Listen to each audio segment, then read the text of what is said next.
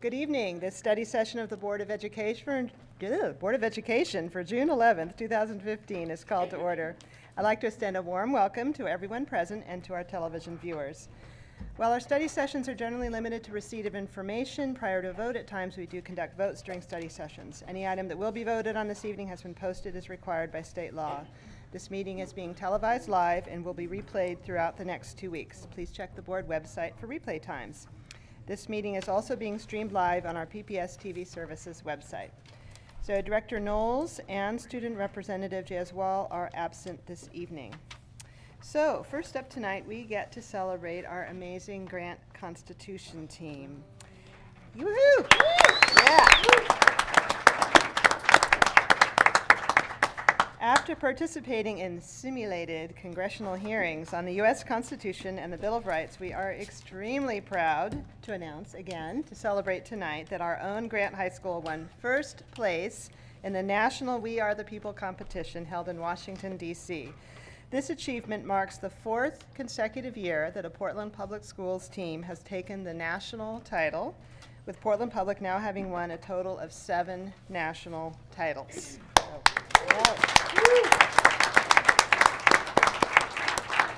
The hashtag is PPS Proud. And now over to you, Carol. And I'm going to ask Carol Campbell, Grant High School principal, and Brianna Hayes to come on up and introduce the team. But I also want to tell the team that you guys were flying back from nationals when we were in a board meeting, and we celebrated you. And then a couple of us left and went to the airport to greet you. I think Bobby got there in time. I got there just after. But we were so excited to have you win another national title. It was really cool. So thank you for being here tonight and introducing yourselves to us and letting us honor you.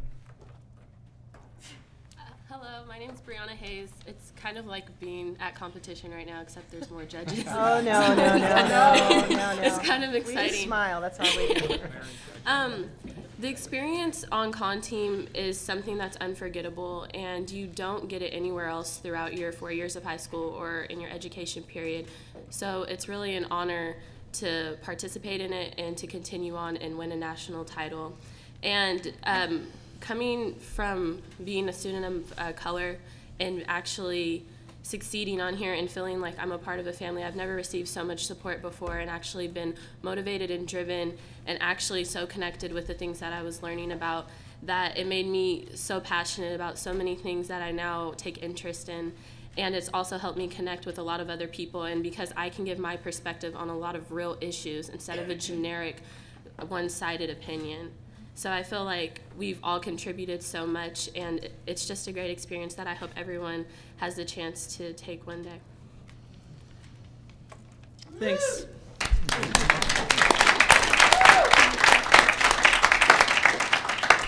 And I just have to say a little bit about Brianna, too. She spoke at graduation, and she's also the president of the Black Student Union.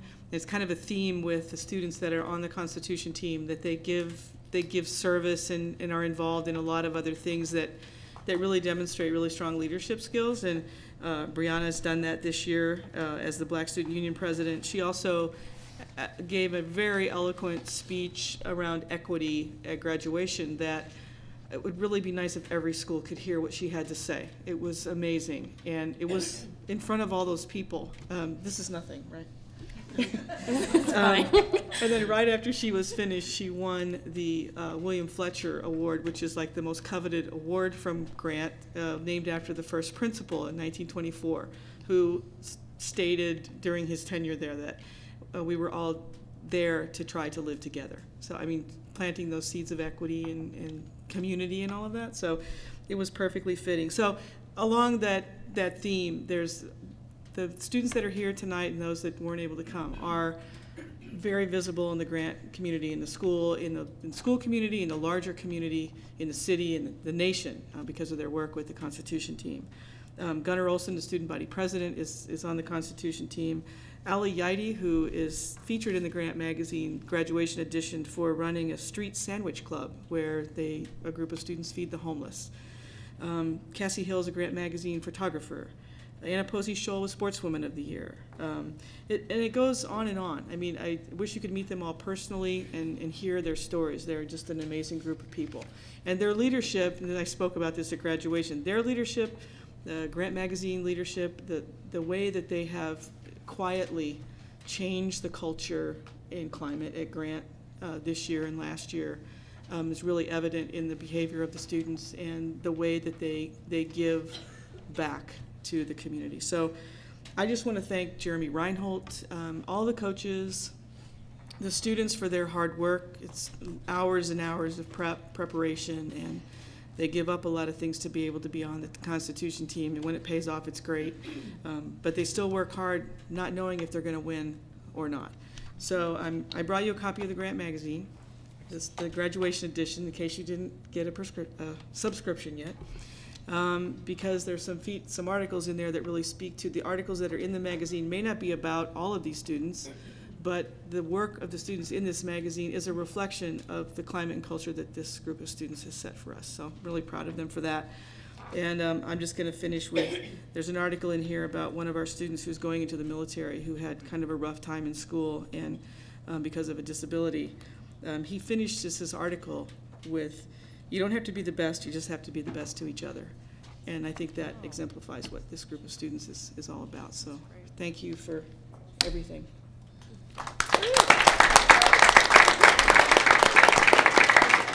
So I'd like to invite you all over, I think it said the south wall, which I believe is over there. Do a photo with the students and Principal Campbell and the board and the superintendent. We do a quick photo. South wall. That right While I we're was all, told south wall. while we're all getting ready, can I just mention that if you want to see your speech, we usually make DVDs available for the grant for each graduation. So if people are interested in your equity speech, that DVD should be made available, and you can contact PPS Television Services. Okay, Is it really? Is it 15? Yeah, it's fun.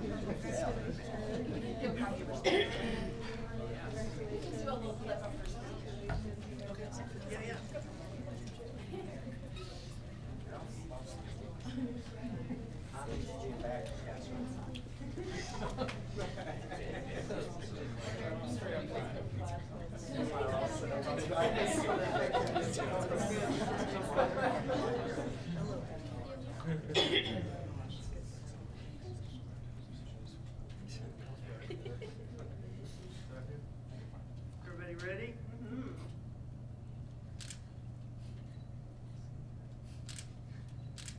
Thank you.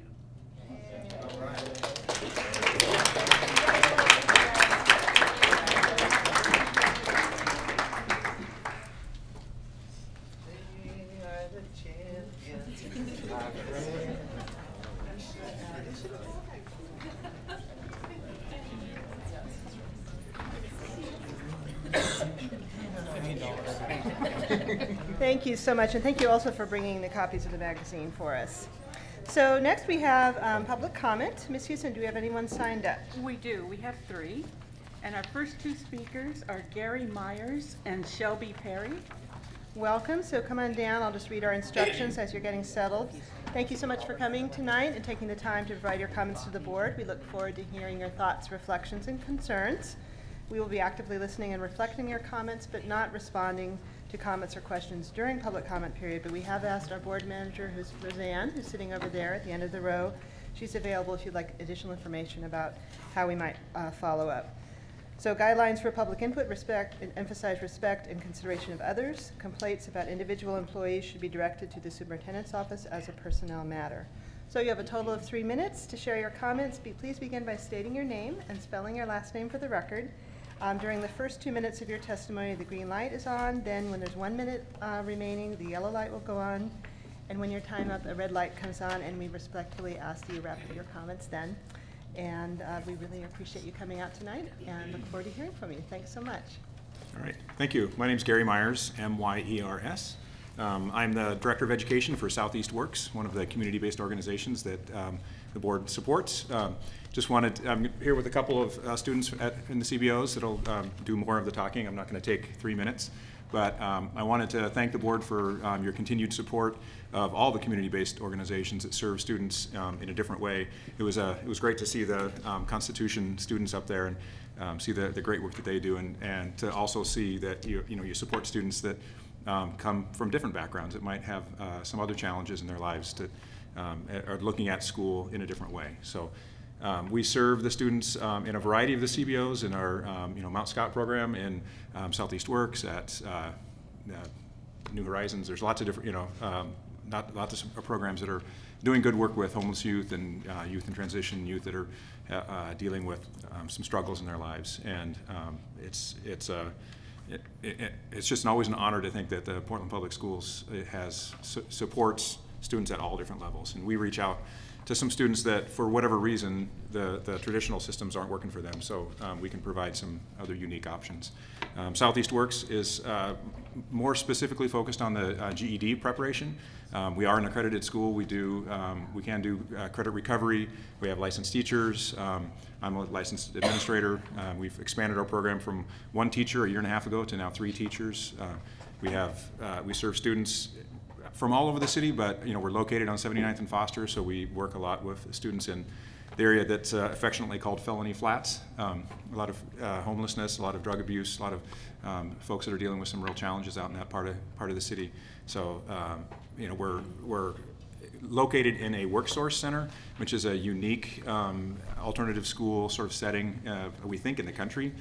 It's actually, on the main floor of our building is an adult WorkSource center where you can go in to fill out your forms to get unemployment, to get job training and placement. And then upstairs is the youth center. And we do a lot of those same services for the youth in our alternative school around education and job development also. So I have with me Shelby, one of our students, and I'd like to share a little bit of her story, and then there's a student from Mount Scott we'll be talking after that. Welcome.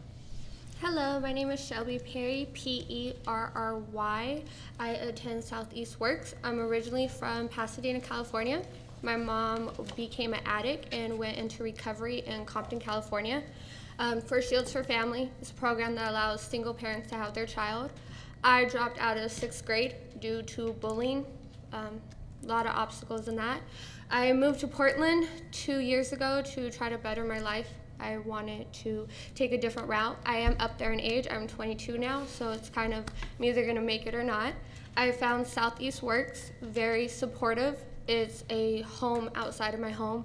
It gives me a break from the struggles. The teachers really support me. I'm 1 test away from graduating. Yay. I get text messages from everyone at Southeast Works to show up on time, where am I at, the concerns. They help me with whatever I need, regardless if it doesn't even have to do with school. They're there for the support. Southeast Works has given me the opportunity to have a future, and I didn't have that. So after I graduate, I'm hoping to attend Mount Hood Community College, which back in Compton, I would have never even looked at walking into a school or any type of program. And they gave me a way to better my life and to get out of the situation that I am now, like hope for tomorrow. So I owe Southeast Works my life. So yeah, thank you, Shelby, for your time. Thank you. Thank you so much. And so our next speaker is Amanda Wilkins. Welcome, Amanda.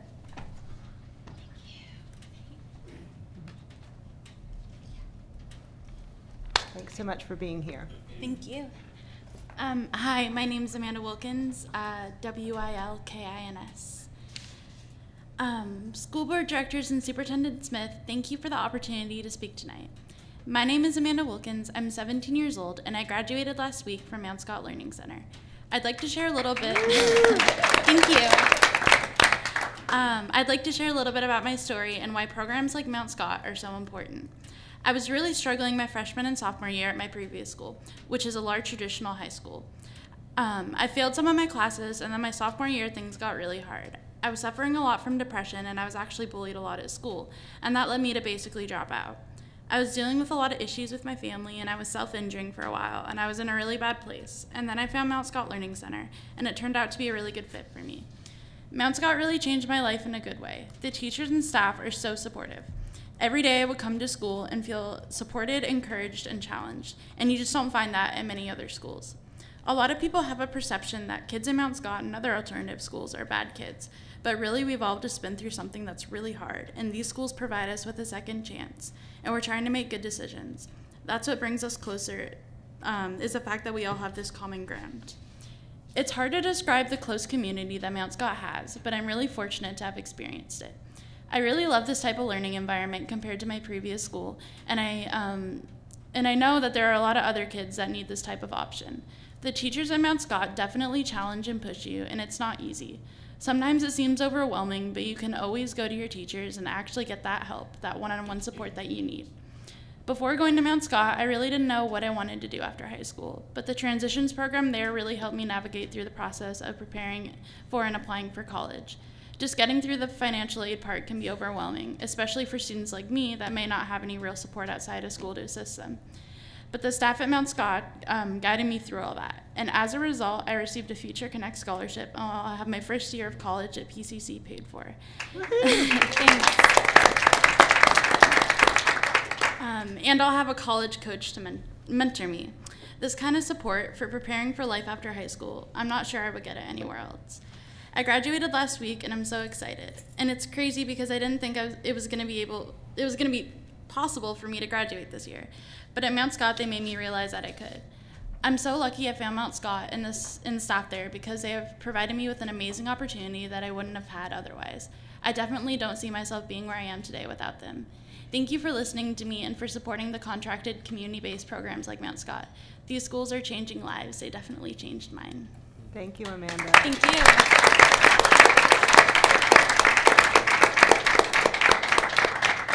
Thank you so much for the great public comment. We really appreciate it. So next on our agenda is the school climate survey results. Superintendent Smith, would you like to introduce this item?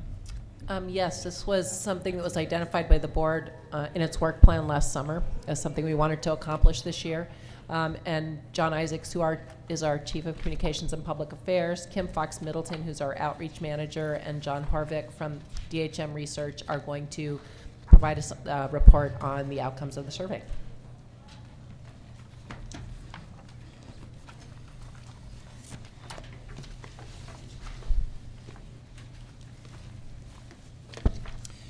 Thank you, Superintendent Smith. Thank you, members of the board. We're really excited to be here to report back about the successful school surveys to you here tonight.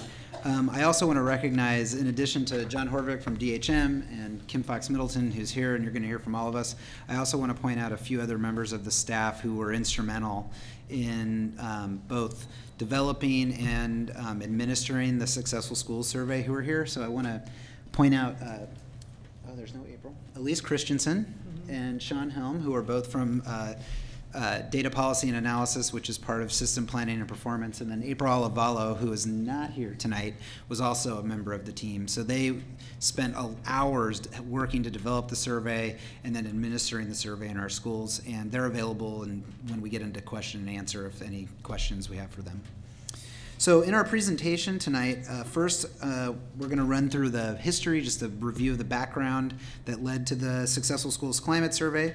Then Kim is going to talk about the outreach effort, particularly around the parent survey, because that was the one survey where we had to be out encouraging participation, the student and the staff surveys we could conduct internally.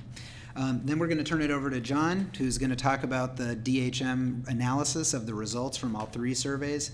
And take questions from you at that part, and then I will finish up with lessons learned and next steps, because this is just the first step in many that we need to take to fully finish the survey. So in September 2014, the PBS Board of Education adopted a work plan which directed the superintendent and staff to develop and administer a district-wide survey measuring school climate. Superintendent Smith, recognizing that a successful climate survey would require collaboration between System Planning and Performance Department, the System Planning and Performance Department, and Community Involvement and Public Affairs, directed our two teams to lead the effort in developing the new survey. and designing and implementing a strategy and plan for encouraging high levels of participation from parents and guardians. In response to this directive, we developed a cross-departmental work group, which was convened to review options for the school climate survey and develop a draft mission statement for surveys and recommendations to the board. As you know, we recommended adaptation of the California climate surveys, including the California Healthy Kids Survey, and we worked on adapting those surveys in December and January of this year. So in December and January, SIPA and SPP staff met and solicited input from internal and external stakeholders for recommendations and edits to the survey. Those stakeholders included Community and Parents for Public Schools, Stand for Children, the Coalition of Communities of Color, Portland Council PTA, Portland Association of Teachers, Service Employees International Union, and PFSP, who I always have struggle with that acronym, are school secretaries and professional staff in our schools. We solicited input and feedback and edit from those stakeholders, and 100% of the requested additions, deletions, and edits received from these stakeholders were incorporated into the first draft of the climate survey. And at this time is when we named it the PPS Successful School Survey. This first draft was then reviewed and edited in detail, question by question, literally, by the PPS Board School Climate Committee in January and February prior to us putting it into the field. The final survey was approved by the Climate Committee, and the Parent and Guardian Survey launched the first week of February. The parent survey was administered with our survey partner, Oregon's Kitchen Table. The staff and student surveys were administered internally using our Qualtrics survey system. The parent and guardian staff surveys were open and then closed by April 15, 2015. And before I go on, I just want to recognize the members of the Climate Committee who were fabulous to work with, Director Steve Buell, Director Adkins, and Director Matt Morton. And I also want to take a moment to just thank Director Curler, who, as you all know, really was the strong advocate for us doing the survey, which I think really turned out to be a great success. So that's what led to the development of the surveys, and then I want to turn it over to Kim, who's going to talk about participation and community outreach. Do we have access to the, oh yeah, here you go. Okay, now how to work this puppy. Okay. Thank you, and good evening.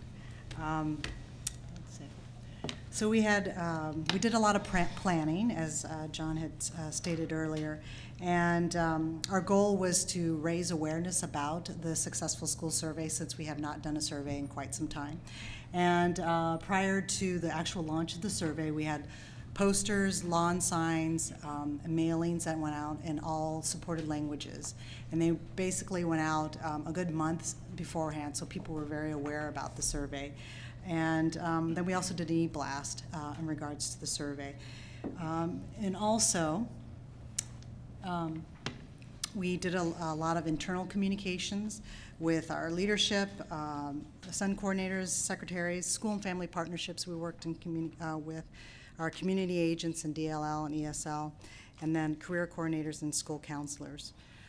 Once we got to the point of launching the survey, they're like, we know about the survey, which was great. They actually heard about it. They were ready to go.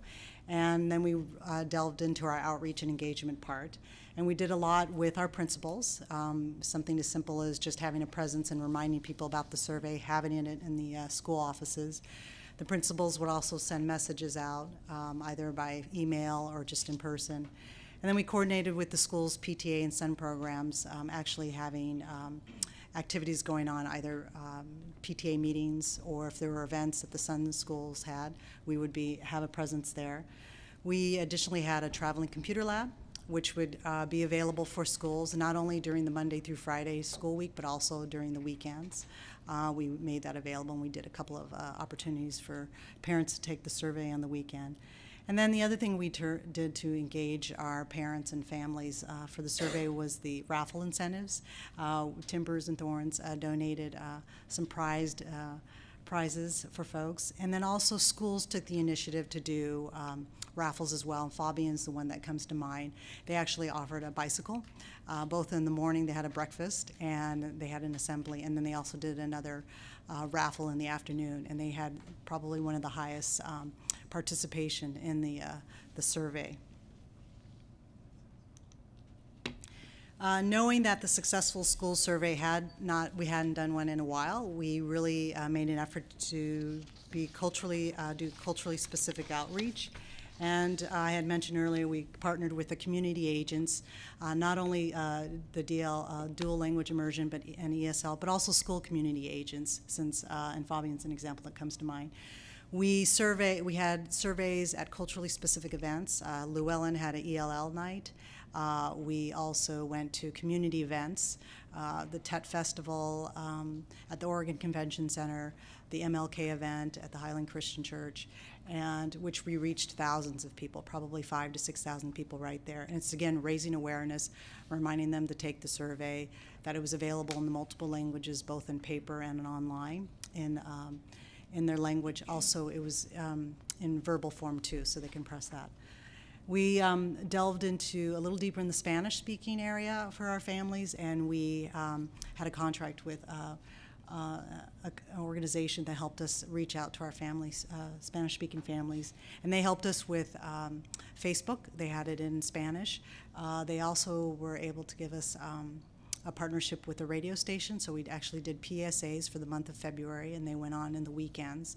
And we had a community agent from a particular school, Wrigler, who not only was advocating for the survey at Wrigler, but also did the PSA announcement, because my Spanish is pretty poor, to be honest with you.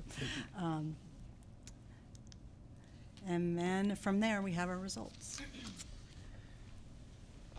So let me just finish this part by saying that in total, we spent just over $25,000 on outreach and communication around the survey. And as you know, ultimately we got a participation from 6,301 of our households, or approximately 27% of PPS households. While we did not reach our goal of 40%, we are pleased with the results of this first effort. The participation rate was strong enough for Davis-Hibbets to provide PPS with weighted results which reflect the actual demographic makeup of the school district. And we now also have fresh data informing us how our families prefer schools in the district to communicate with them, which we'll talk about in lessons learned. We also have the ability to disaggregate data by race and other key factors, and for the first time we have disaggregated data based on sexual orientation and gender identity, which is very exciting. So with that, I want to turn it over to John to talk about the DHM analysis of the results, and let him take it away. Well, thank you very much. Thank you, board. Pleasure to be here to be able to share some of these results with you. I am John Horvig with DHM Research. Just real quickly about us, we are an independent and nonpartisan public opinion and policy firm based here in Portland, although I do work across the Northwest and across the country as well. And we do a lot of education work, including a lot of work with school districts, and we've worked closely with PPS a number of times in the past. And so we're thankful for the opportunity to get a chance to look at this data. And our role was really to take a fresh look at it, so to be an independent outside party to look at the data. As was said, you all did the hard work on collecting it, and that's 27%. I know maybe a little short of your goal, but I do survey work 7 days a week, and that response rate is exceptional, really. I think that 40% is a goal to try to get in the future, and I'll cheer you on for that, but you should be very happy with 27%. It's really hard to get that sort of participation. As John said, we got the data from PPS. We did an independent analysis. He mentioned that we statistically weighted it, and we did. So we did the variables that well, take a step back. Because of the way that the survey outreach was done with the parents, also with the staff and with the students, but especially with the parents, right? It's a community engagement effort. And with a random sample, of course, what you're trying to do is get a representative group of people in the population to participate in your project, because then you can make inferences about the population as a whole. This effort, good outreach, exceptional outreach, to get to 27% of the households, but you never know unless you do the analysis. Does that 27% really look like the population as a whole, or is just a subset? So what we did is we looked at the demographic characteristics, compared it to the population as we knew it, and then we weighted it statistically. So if a group was underrepresented, they got increased a bit. If a group was overrepresented, they got decreased a little bit, weighted down in the results. And because the sample size was so large, we were able to have large enough subpopulations to be able to do that. The takeaway is once we did all that, there's really not any differences, a 0.23 in some questions, but essentially your total numbers, even without weighting them, did a great job of reflecting the attitudes in the community. All right, so the outreach was not only great in getting lots of people to participate, you got a broad enough segment of the population to participate to really make good and accurate inferences about the population as a whole. So I'm going to walk through just a few of the top line numbers. We've provided the administration with 3 separate reports for parents, one for staff, and one for students. There's so much good data there for you, and there's way too much for me to talk about. So I'm just going to try to pick out a few in each survey, some positives, some green lights, and some yellow lights as well, some cautions. I don't think there's any red lights that really stood out to me in this data, but there are some things I think deserve your attention and some follow-up and maybe some further research. I'm going to start with the students. So the students, we looked at the 5th graders, the 7th graders, and the high school students. So I understand that there was a broader range, but we really focused on those, and I'm going to just call them elementary, middle, and high school. So on the positive side, and this is really a theme throughout the various surveys, is that if you just asked in a number of different ways, students are positive about the schools.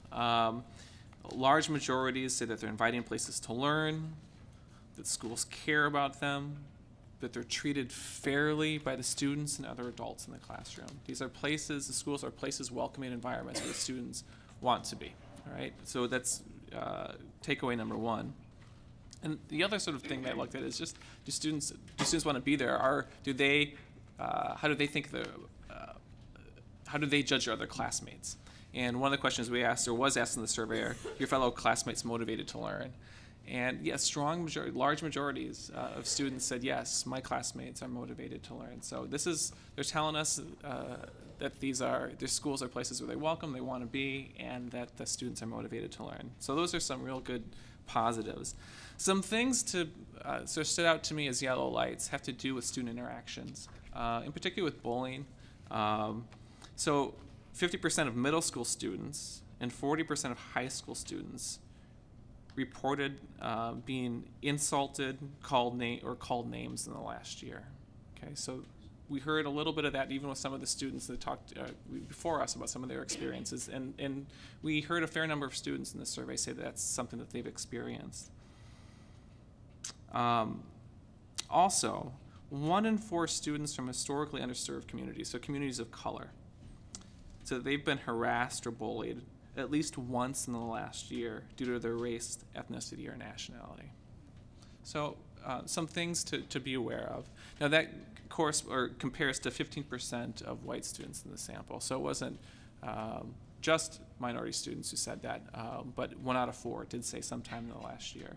So those student interactions, the student relationships between each other is certainly something that I wanted to call out for you. With regards to the staff survey, again, we heard overwhelming, and even more so than the students, but at the margins here, but the vast majority of staff reported that their schools promote a welcoming, supportive, and respectful learning environment. And let me just give you a few numbers. At least 90% of staff agreed to these statements. My school is supportive and inviting place for students to learn. Teachers go out of their way to help students. Students care about each other, and students get along well with each other. So again, real strong positive numbers about how our staff and administrators feel about their school. They also said that it's a safe environment. So nearly all teachers also agreed to these statements. The teachers make it clear that to students that bullying is not tolerated.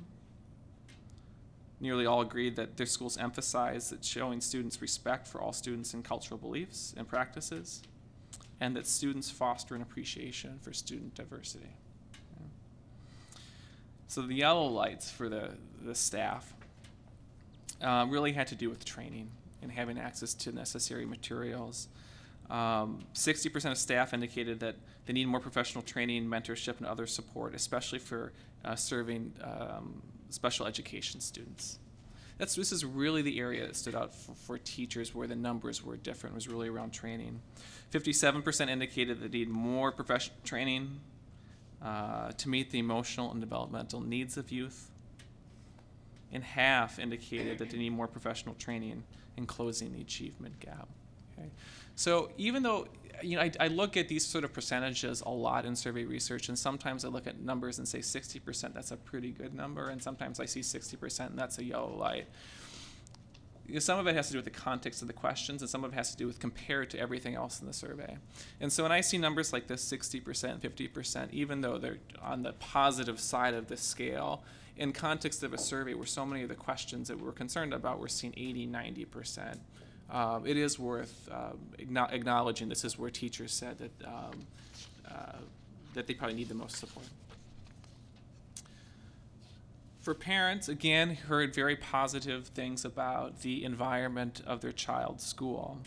86% agreed that their child's teacher is effective in supporting their children's learning needs. And more than 80% agreed that principals, teachers, and staff treat all students with respect. Parents agreed that student learning, or that the schools support and are an inviting place for student learning and academic success. And I know this is really important because as I've talked to John and others about the work that you've done, we saw really positive numbers with regards to communication. So 90% of parents in the survey said that they have someone they can contact when they have concerns. 88% said that the school keeps them well informed of activities. And 80% said that someone promptly returns their phone calls, messages, and emails. Someone who makes a lot of phone calls, messages, and emails, if 80% of people I dealt with returned mine quickly, that's quite a good number, I think. We asked how they want to be, or you asked how they want to be communicated with. And 82% said that they prefer email. And that's probably the case just in the way that people interact with the world now. I do think we have to be somewhat cognizant of just the method that people took the survey as well. So most of the folks took this survey online. And so there could be a bias just in who has access and their preferences for how they want to provide and get information. But large majorities, there were differences, so by demographic characteristics, in particular with race. And so white households, about 90% said their preference is email. But minority households were much less likely to say that. Even though most of the time they preferred email, they were more likely to say that they wanted personal phone calls or have information sent home from the student. That could be an access issue, it could be a language issue, it could be any number of issues, but something to be aware of, that there is a difference in communication preferences by demographic categories. And one negative that stood out, and I think this is actually what they got a headline in the paper, is that the parents did talk about food in the survey, or mention food in terms of something that perhaps rated a little bit less about their child's experience. And so we saw somewhat less positive numbers for having healthy food options in the schools, and for having enough time for the students, for their children to eat in the schools as well. Those are two of the lowest rated items in the parent survey. So with that, I'm happy to answer any questions, but I just wanted to flag a few of the real positives and a few of the cautions for you to follow up with and think about. And John, I didn't know if you wanted to go ahead and do the lessons learned and next step, and then we'll just go into questions for the whole topic. Okay. Sounds good. I'd also mention all of you have the detailed reports from DHM, which go in, as you know, much more detail, question by question, section by section. And a lot of demographic information. Right. Yeah. So one thing I wanted to go back and mention that, Kim did her report on the outreach, and I just want to really commend Kim, who's our manager of community relations. This effort was 2 months, and it was early mornings, being at schools in the morning with the mobile labs, and it was every single day looking at we were getting reports from Oregon's Kitchen Table every single day, tracking the percentage at every school, so we'd shift strategies to focus on the schools where we saw lower participation. It was being in schools around lunchtime, and then it was out in the evening doing PTAs, ELL nights, community events. It was literally 2 months of Kim leading a team just going gangbusters. So I just want to point out that right at the end of that, Kim came to me and said, hey, I'm going to take a few days off if that's okay, because it was 2 months, like a campaign for 2 months, and Kim just did an outstanding job, and we were really lucky to have her. Okay, so I want to go over lessons learned.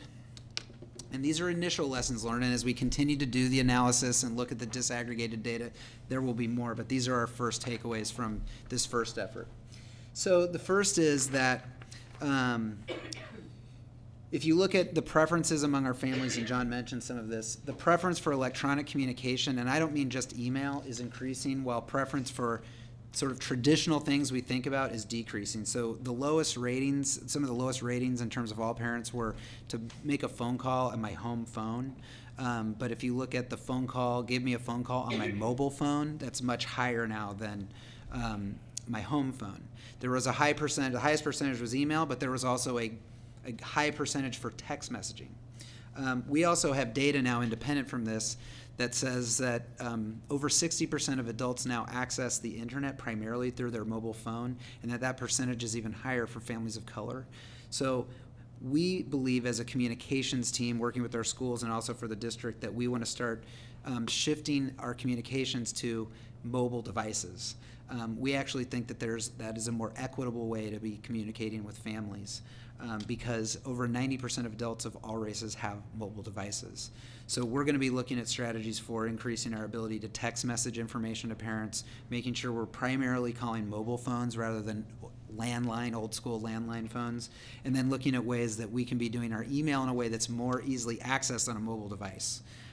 Our email right now tends to be very traditional, something you'd read on your computer screen at work or at home on your laptop. How can we be shifting our website and our email so that it's more easily accessed on mobile phones? Second is that there's clear difference among who took the electronic survey and who took the paper survey. The vast majority of the online survey was our white families, and the vast majority of our paper surveys were families of color. Primarily, we believe that's because of major cultural differences. The primary way we collected surveys from families of color was in group settings, so events. We'd go to a cultural event where you'd have a large gathering, whereas we received, lots of responses, high levels of responses from white parents through our repeated e-blasts. And whenever we did a boosted Facebook post, we saw jumps in both our white families and then also our African American parents really responded to our boosted Facebook posts. So again, online, white, English-speaking families, higher level of comfort with our paper surveys from families of color. We saw a big jump at the school level. So when we saw schools that had really low participations that were in like the single digits, one of the most effective way to get a boost in participation was to get the principal to send out a single subject email. So we know our parents of all races really pay attention to emails from their principals. So whenever we could get a principal to fit into their time to do that, to send an email that was only about taking the survey, we always saw a jump at that school, sometimes 10% overnight. So if we want to communicate urgency, whether it's about this or something else, we know that single subject emails from our principals to their community is probably our most effective way in terms of urgently informing a school community about something. Also, and this is going to be no surprise to anyone, having strong engagement from the school PTA resulted in higher rates of participation. A few I just want to call out because these PTAs were awesome. Fabian, Kim talked about they did their own raffle, and they were one of the top 5 in participation. Roseway Heights was incredible in this survey. They were one of the top 5. Access was the top participant. They actually beat the 40% goal. Clarendon, our new pre-K, they had 100% participation at that school, so they got every family, and that was driven by the parents. And then Boise Elliott Humboldt did just an absolutely amazing job of encouraging their African American families to participate. So those are PTAs that we just wanted to give credit to for really going above and beyond. We had help from PTAs all over the district, but those were really the sort of rock stars. That made a difference. We didn't actually, we asked Oregon's Kitchen Table, who does surveys all over the, state, what's a proven, give us your 3 most proven things that work. And they said, number 1 thing is a raffle. You offer incentives, people will take the survey. So we worked with the Timbers and the Thorns to give us, tickets. We actually got playoff tickets donated. And we didn't actually see much of a noticeable difference for the district-wide survey, or at least we couldn't see it. But then when Fabian did their raffle at their school, it just boom. I mean, it clearly was the thing that drove participation there. So again, for future, next time doing this survey, we'll focus on trying to get schools to do their own raffles rather than us doing a district-wide one. That will be a better strategy for us. John, could I ask real quick? Sure. What was Fabian raffling off? A bike. A bike. Yeah, two bicycles. Yeah, brand new bicycles. So again, if we have principal and/or PTA communication that delivered high levels of participation, obviously we would ideally, if we have both, then we know we get high levels of participation. And then the last thing is, we wanted to conduct particularly the parent survey with an outside partner. We tried to do everything with the survey. We drove participation through our outreach and community organizing work, but we wanted to give a comfort level to our families that the survey was being done independently, that the data was being collected independently.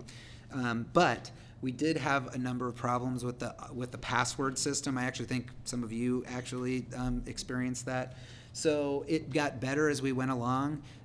Oregon's Kitchen Table actually worked directly with some parents who are experts in online security. A parent at Roseway Heights led that, and we had him come in and we did a consult with him, and he added some security and tried to improve the way we could do the password.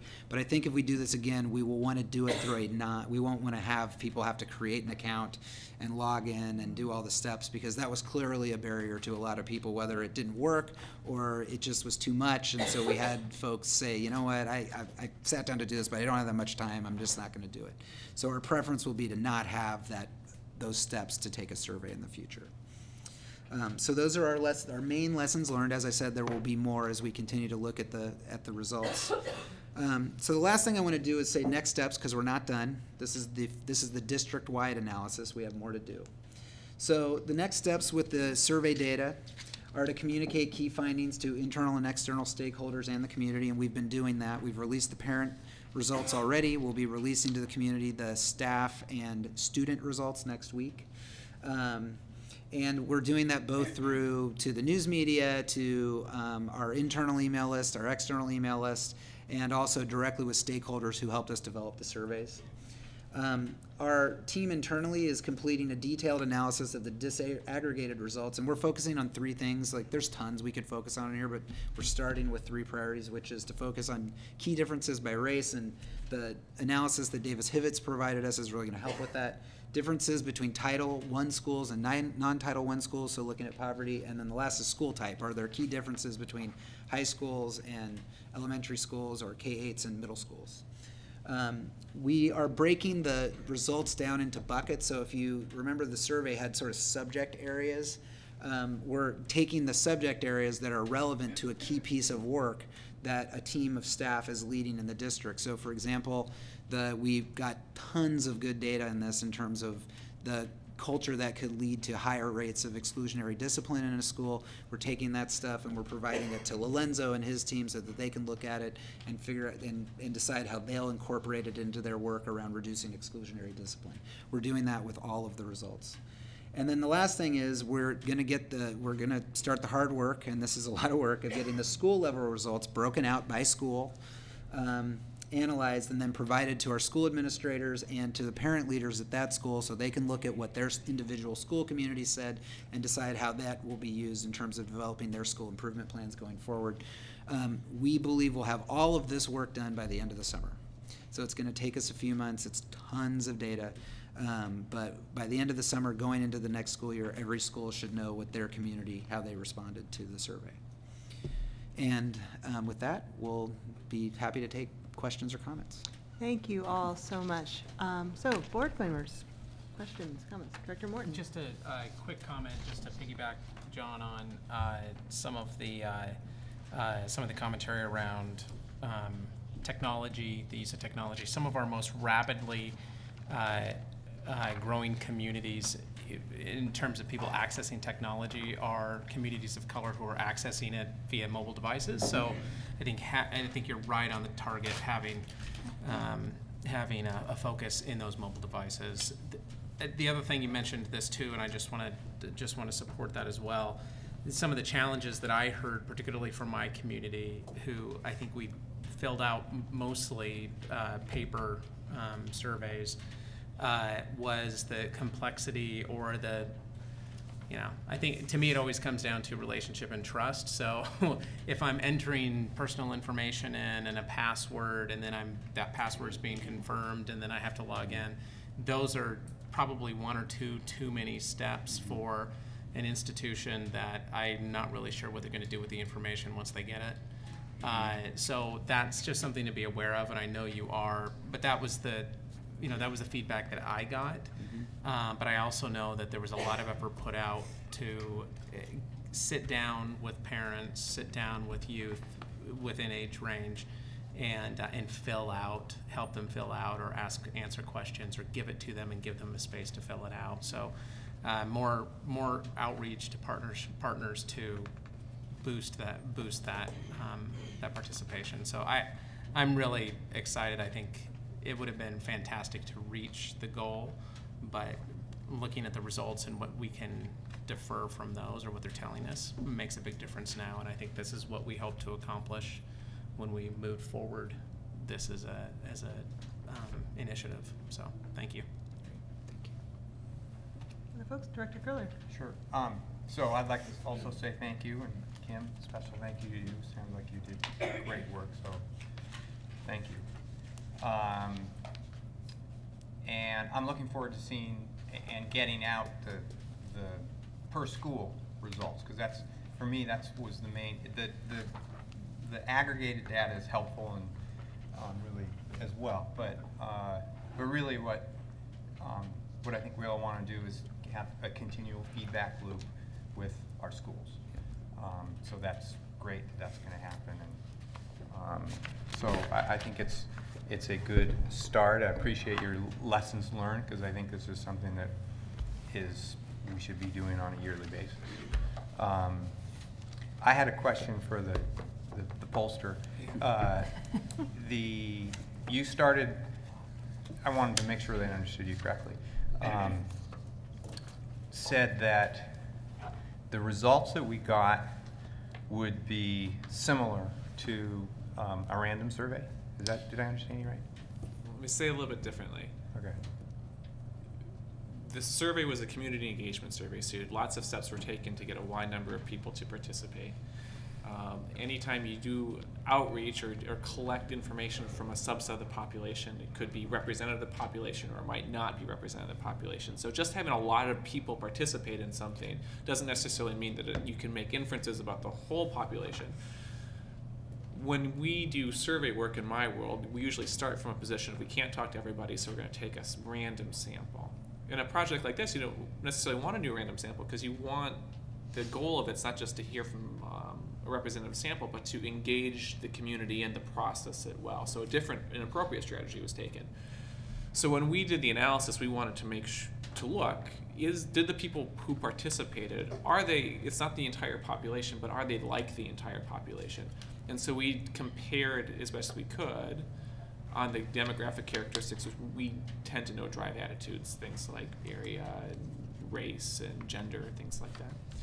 And say, well, does this survey population compare to the population that we know? And so we looked at that, and then we said, well, if we weighted the data, that is, if we took the groups who were underrepresented in the survey, and we sort of added emphasis of them in the analysis by making their results count a little bit more to the proportion that they are in the population. And if we took the groups who were participated above what they are in the population and made them contribute a little bit less to the total results, if you did that so that the total results looked like the population as a whole, what would happen? And this is a common standard way of doing survey work. And the end point is once you do that, in this case, that the results didn't change much at all. And the reason they don't change much at all is because the influence of the weights didn't matter, because you started from the sample that was pretty reflective of the population as a whole. Long way of answering your question, but I wanted to make sure that I'm answering it accurately. No, I appreciate that. And then, do you do survey work on climate survey work for other school districts? Is that something that you guys have done? We do lots of climate-related work, absolutely, for school districts and for communities, for cities, counties, things like that.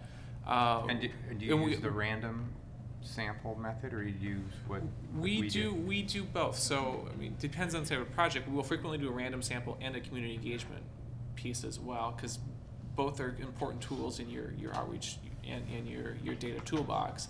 And we helped create the opt-in for Metro, which is a community engagement really platform, but to gather and be able to administer surveys and gather information. So we do both. We do a lot of random surveys, but we also partner with organizations like PPS or the school districts to do outreach as well in other ways.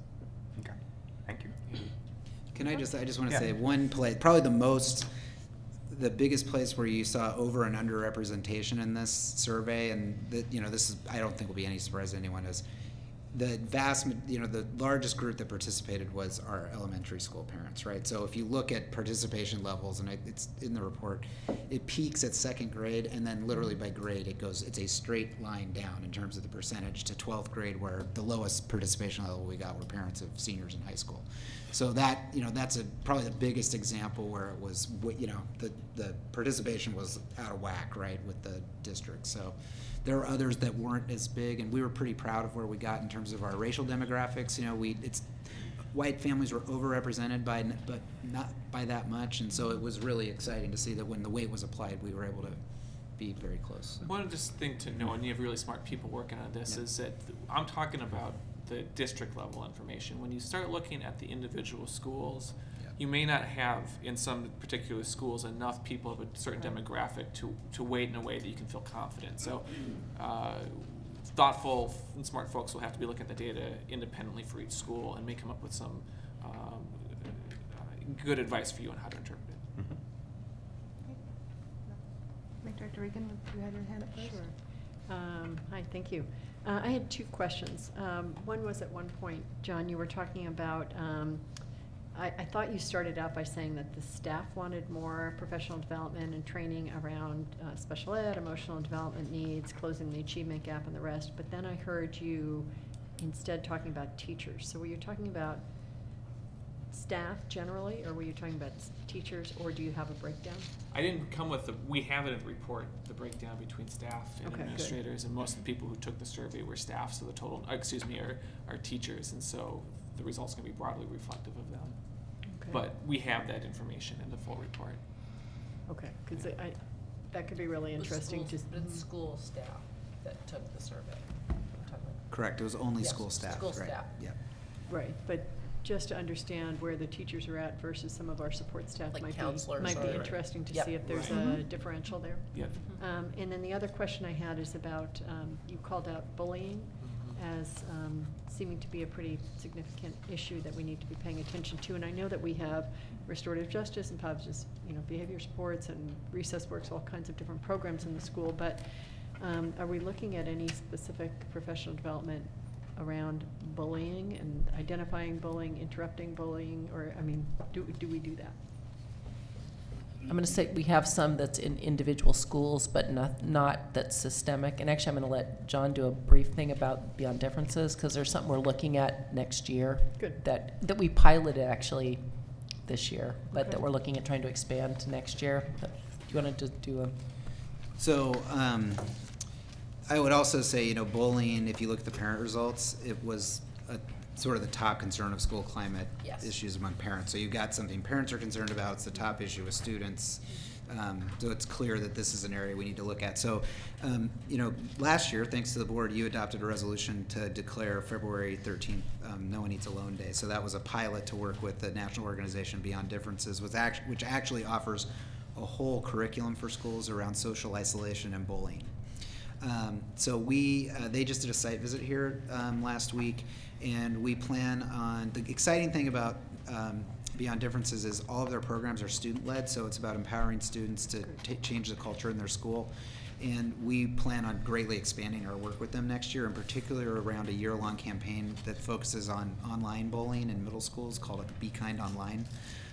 We actually, while they were here, with grant students last week, held a press conference where they organized their own Be Kind Online week, and we, in particular, calling out apps that allow anonymous comments that lead to really bullying and shaming comments among peers, and we've learned that a third of our high school students at any one time are on certain apps, like an app called After School that allows anonymous comments. So we had a third of our high school students are participating at any one time in this app.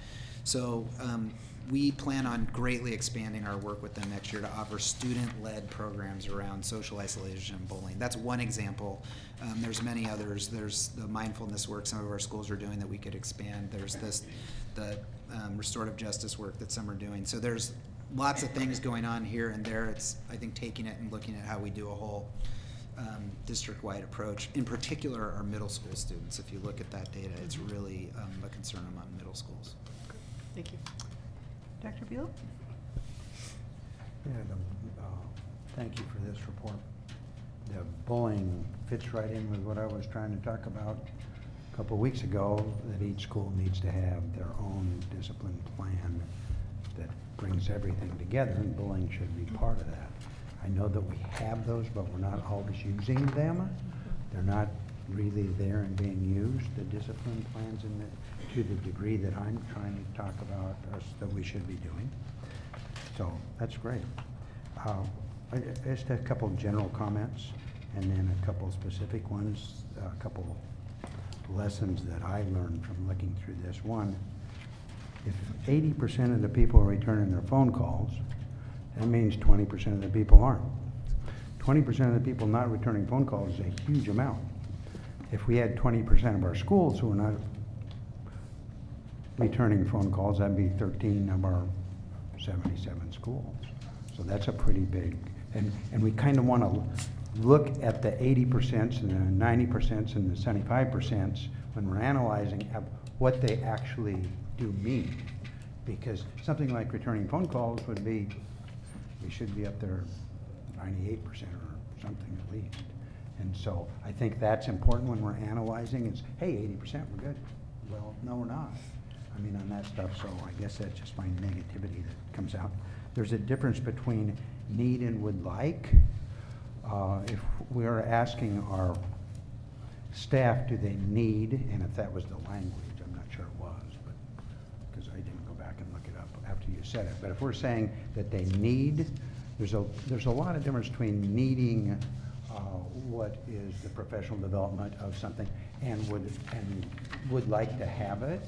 And so I think we want to be careful when we use the language, that we make sure that the language that we were forced into using in the survey, we don't take it and suggest that it means something else that it doesn't. So that's kind of tricky stuff, I think. And it's a good example. The three things that I took away: one, we're still having the old trust and respect problem that we had in the TEL survey.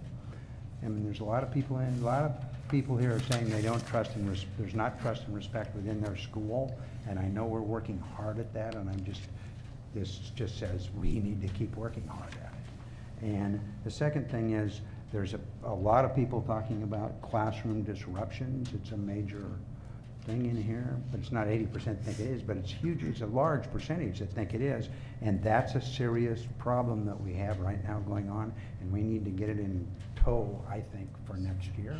When we start the year, we should have these plans laid out where we're going so we can deal with that. And then the last one is one that I'm just guessing maybe nobody might pick up, and it's the stuff around health, where we talked about we're not doing this in health, the smoking and that stuff. And we would have a tendency to maybe say, okay, yeah, we're not. But really, I think what that could very well be a product of is that we're not teaching health classes like we should be in the elementary schools. Maybe just a guess. I'll bet if we went out and looked at our health curriculum, it might be really pretty weak. It's one of the things that gets pushed out. It gets pushed when the testing starts pushing all these curriculum out, and it's pushed out social studies clear out of some schools. So I've talked to people, we don't have social studies in lower grades anymore. Pushed out science. Well, health is kind of the next one down. So it could really be being pushed out. Well, we've got a lot of kids who come to school who can use that type of a curriculum in their daily lives today. And so I think we need to take a look at that and say, okay, are we teaching health regularly, and what are we teaching at our various levels, and are we actually doing it? So that's what that was one thing that really stuck out to me. So thank you very much. I really appreciate it. Director Blau.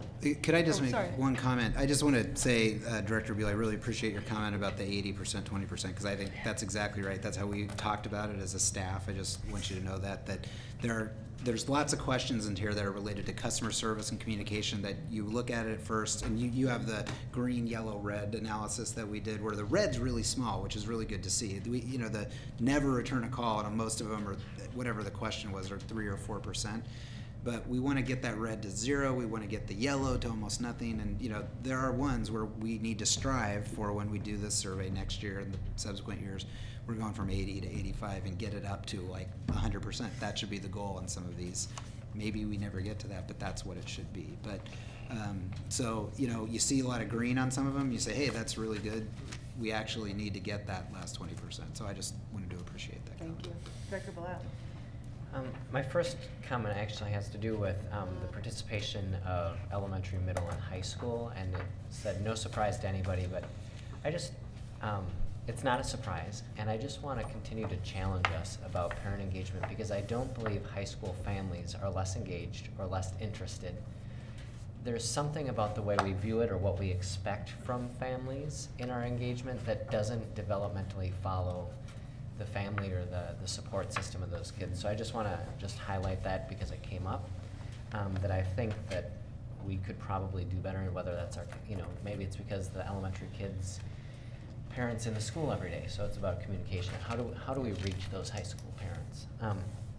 That being said, coming back to the survey, I too, Director Buell, want to appreciate what you were saying about 80%, 90% is good on some of these, and missing 20% or 12%.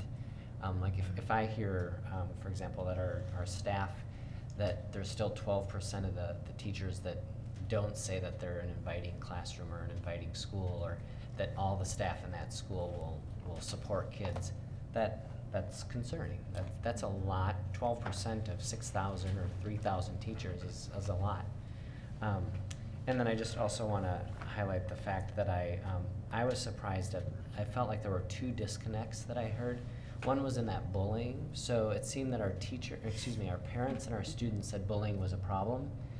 But the way, and it could be just the way the questions asked, but then when we look at the staff, most people said, oh, teachers will do something about it, or staff will do something about it, and teachers make it clear that bullying's not tolerated. Those are really high percentages from our staff survey saying yes, but that doesn't translate into lack of bullying from the parent's perspective or student perspective. So that was one disconnect.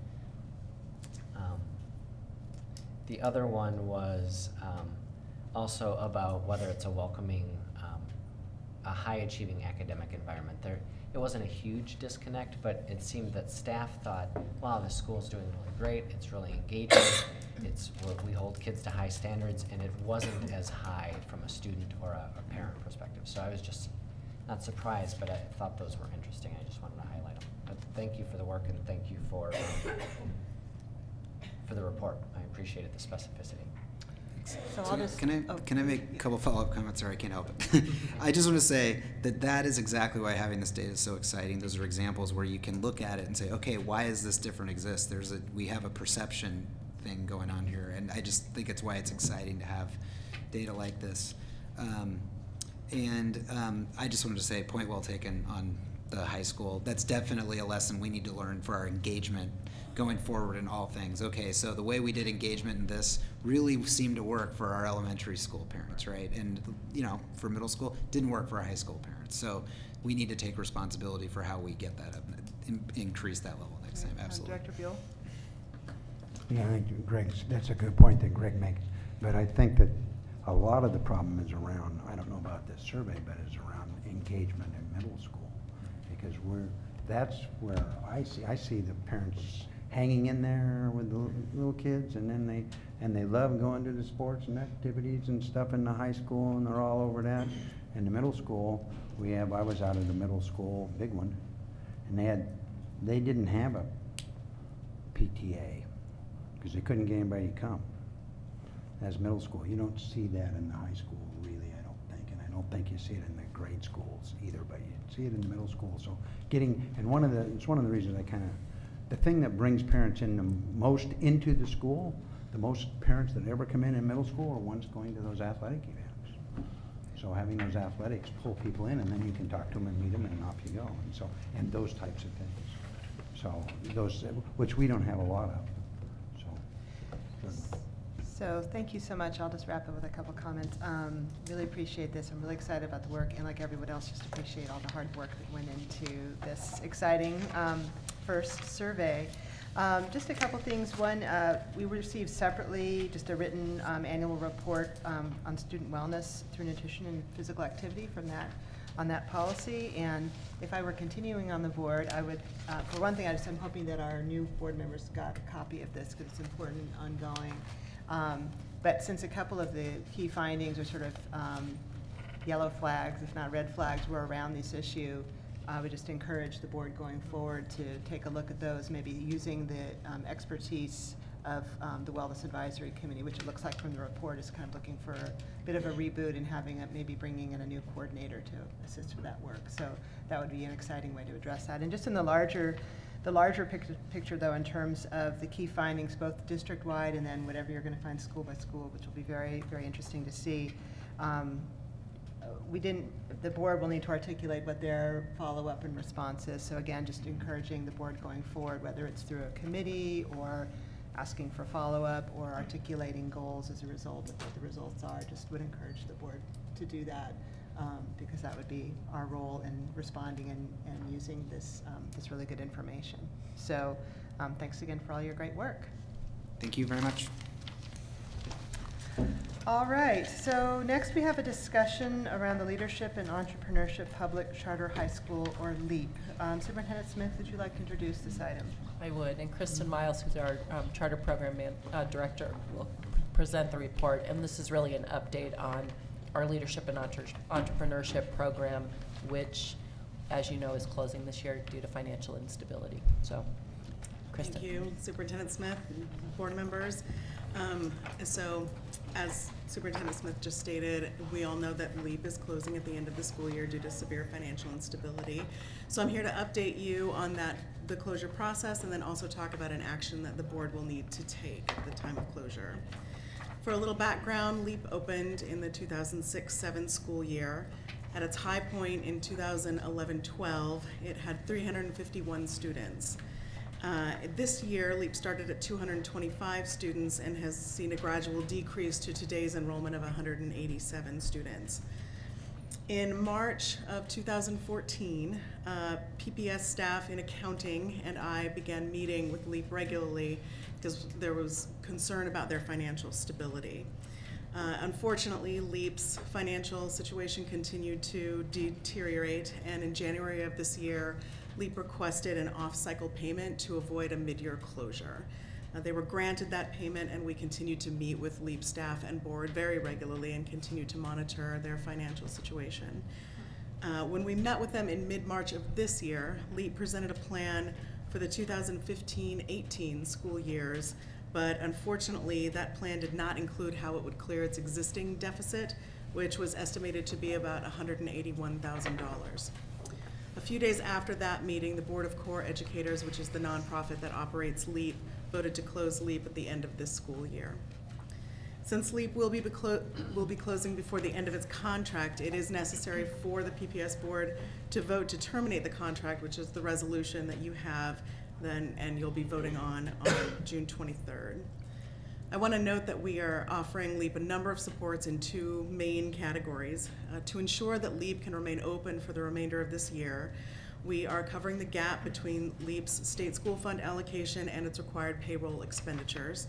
At this point, that is expected by the end of the year to be somewhere between $200,000 and $250,000.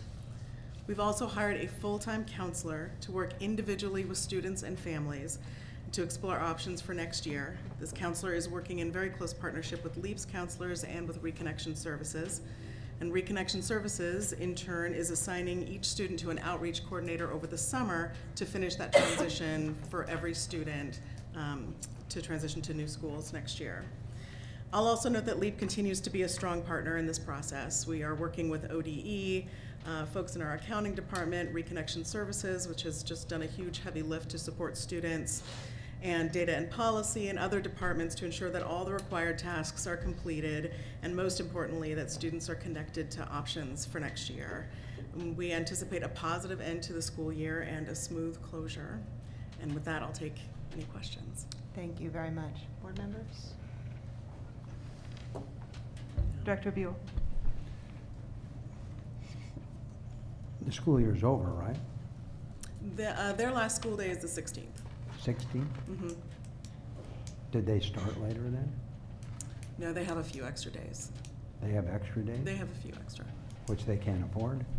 What's that? I'm sorry. Which they can't afford to have extra days. I mean, are we paying for all the extra days for them?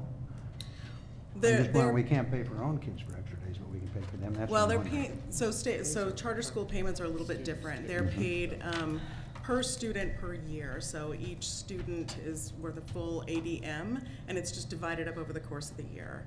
So regardless of how many days are in the school year, each charter school has a minimum, but each student is and each student is worth the same amount of dollars that they're paid. So we would pay them the same amount of money regardless whether they had fewer days or not.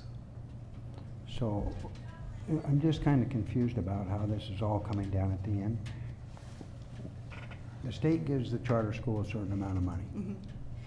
And then they use that to pay for their students.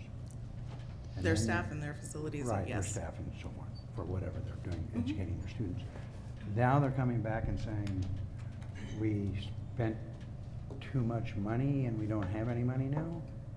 Is that, I mean, I don't understand where the 200,000 is coming from exactly, plus the counselor, which is about 40,000, so it's closer to about 270,000 that we're giving them to bail them out because we care about the kids, which is fine, I don't have any problem with that. But I do wonder what happened, how did they get in such a situation where they must have, I mean, if you're getting money quarterly, you're spending your money quarterly, you should have enough money to pay your staff. If you're paying your staff too much, I mean, did they have the building fall down, or, I mean, No. how did they get in a hole that's that large? A number of factors. The primary one being that their student enrollment has decreased and has seen a steady decline over the course of the year and since the previous year. So as they have fewer students, they receive fewer state school fund dollars. So, but they still have a staff and a facility. they still and all have the other staff, and so it expenses. was of primary importance that the school not close in the middle of the year. So our support to them is to keep teachers in the building so that students can finish out the year. So we are ensuring that their teachers can be paid for the rest of the year so that the school can remain open. All of their other financial liabilities are on the nonprofit to take care of. So why didn't they lay off a teacher or two if they have less staff? They have adjusted their staff. But they didn't adjust it enough so that we didn't have to give them extra money, or that they could do it? I mean, was it just poor money management versus their numbers, or? I think there are a number of factors. They're in a building which has a long-term lease, and as they lose students, not every student would equate to laying off an entire teacher. So as they lose a few students here and there, they would still have to provide a comprehensive education and still keep a full teacher load. They have made adjustments as they have gone, but they have found themselves in a very big deficit. Now, are they a nonprofit? They are. I mean, and they're their own, nobody else, there's no other money supporting them where they can pay back the money we're giving them? They can, I mean, all charter schools can fundraise and can write grants and can look outside for donors, which they do and which all charter schools do. But there's no overall, I mean, it was a charter that was put together by a certain number of people, then they came through, and there's no body beyond them. So, because some charters have a larger. Right. It's not a parent organization that has a significant other enterprise that it's operating, correct? Like SCI or, Yeah. yes. Right. So they just, okay, hate to give them that money. Director Blau. So I'll just say I'm never excited to lose money or to see an educational option go away, especially when they were serving students, as far as I can tell, pretty effectively. But I just want to call out that when I first joined the board, there was a lot of work with our finance staff to redraw contracts and rework contracts so that we were actually getting a better glimpse sooner of our charter school's financial position.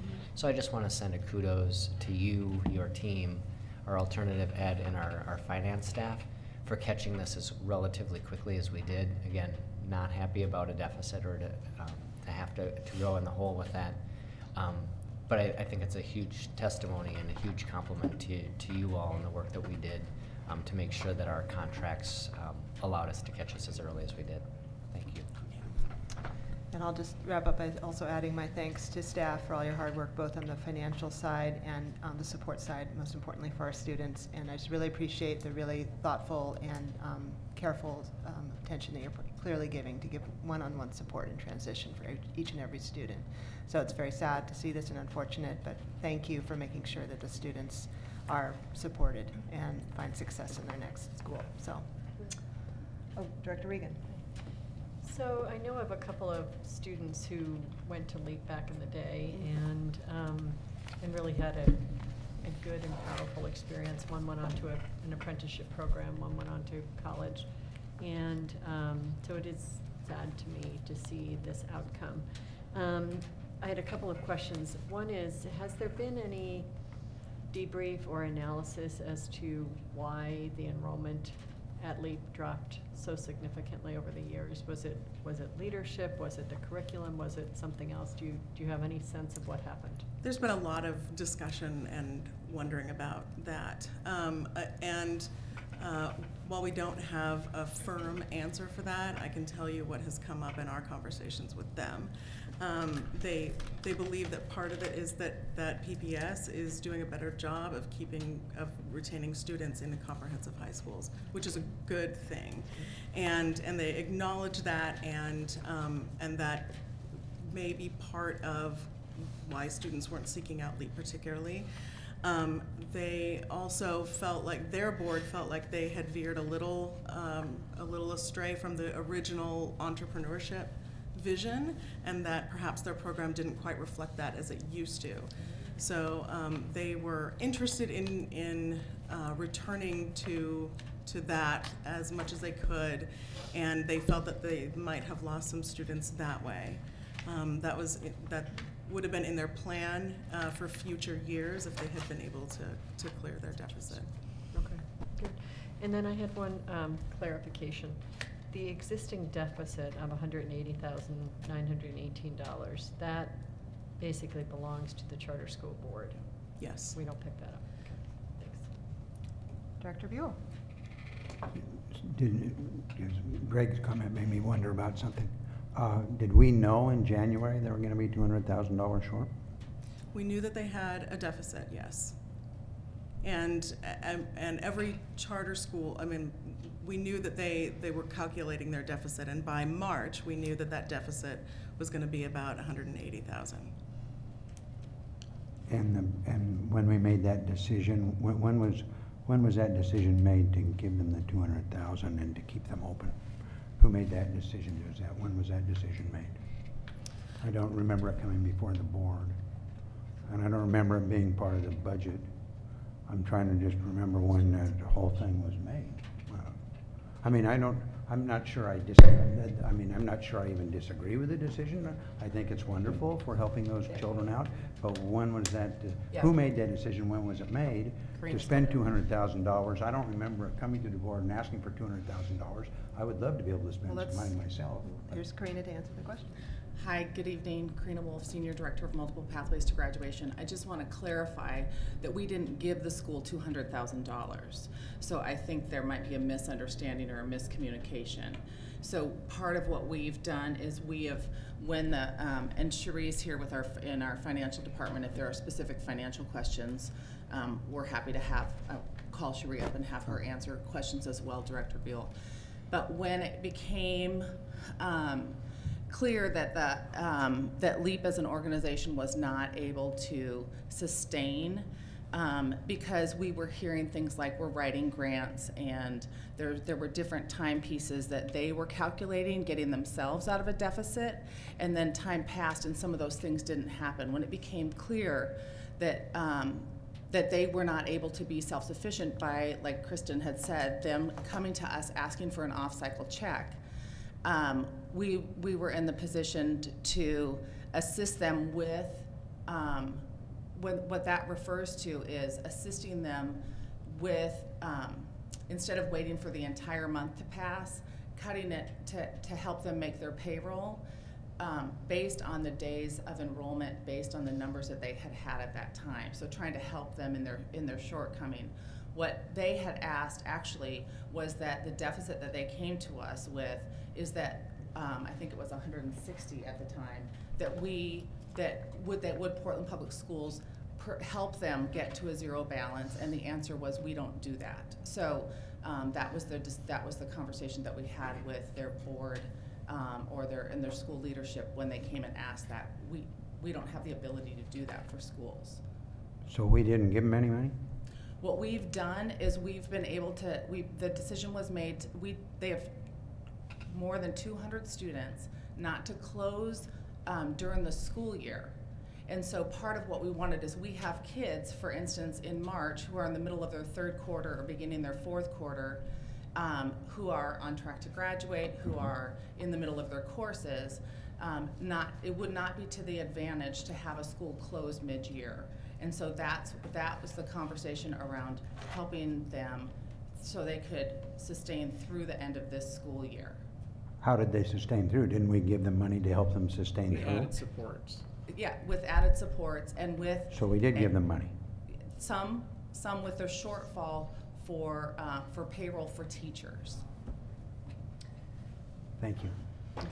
So actually, Cherie is offering to come up and give a little more financial specificity too. If Absolutely. That could be helpful. If that would be helpful.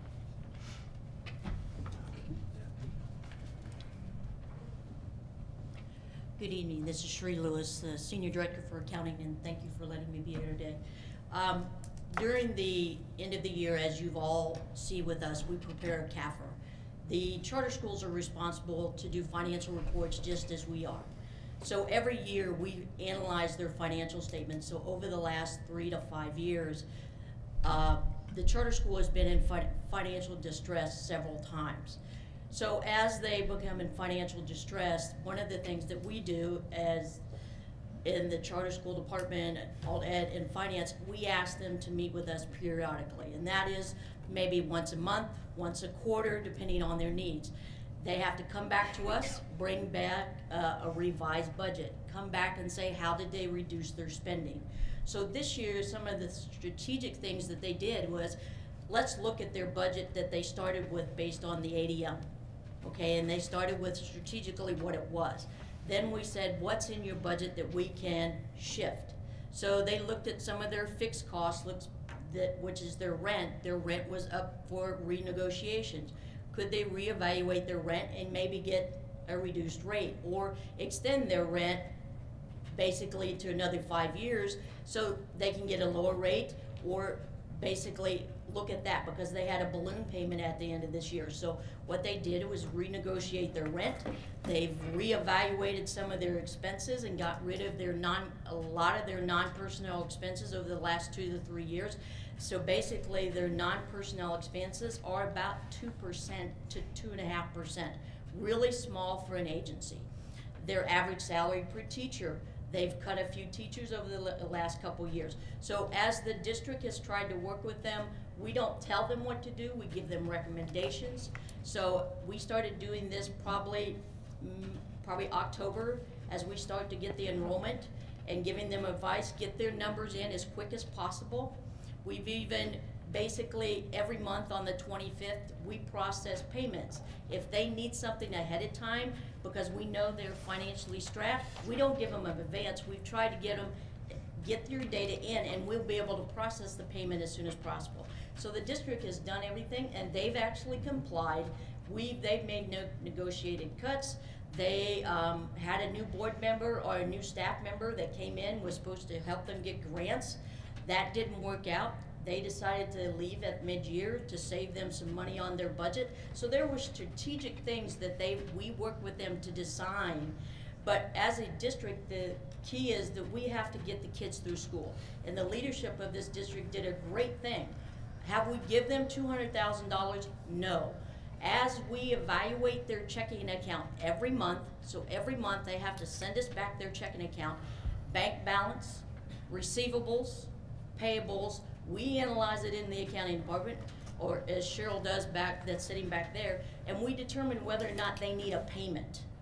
And we're not including staff that's associated with the Morrison. We only include staff that's associated with the charter school, not the Morrison project. So Kristen has done a wonderful job aligning them, trying to figure out where the cuts is. The key is we need to keep the kids in the classroom, because mid-year it wouldn't have made any success for the kids. Right now, we've only given one payment, about $67,000, to get them to where they needed to be to make payroll. And the key, I need them to pay PERS, I need them to pay the employees. So we made that payment. Right now, they didn't need a payment in May. They had sufficient cash. We analyzed it. They had enough cash on hand, so they didn't ask for an advance in May. In June, we will have to pay out whatever in June. One of the criteria is that they still have to give us all the financial information. One of the agreements is that we're going to take on one of their staff to sit in my office for the month of July. Even though they're going to close their building at the end of June, the fiscal responsibility is still going to continue for a month, because we've agreed to give them a space, a place to lock up their financials so they can close their organization and be whole, and help the district close what we need to for the students, and help them close themselves as an organization.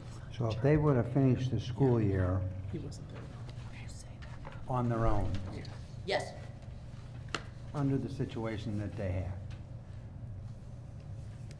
would have we given them any more money than we normally would have given them? Right now, We because wouldn't have, right? I mean, we wouldn't have. We wouldn't have given them any more money. No. Did we give them more money? I'm not trying to suggest someone's doing a bad thing here. I'm just trying to get it straight. Have we given Have them we money to given them sustain? more Yes. money than we would have? Because we Yes. just got done saying that we didn't give them more money. And the question I asked is, when did we decide to give them that money? Where did that money come from?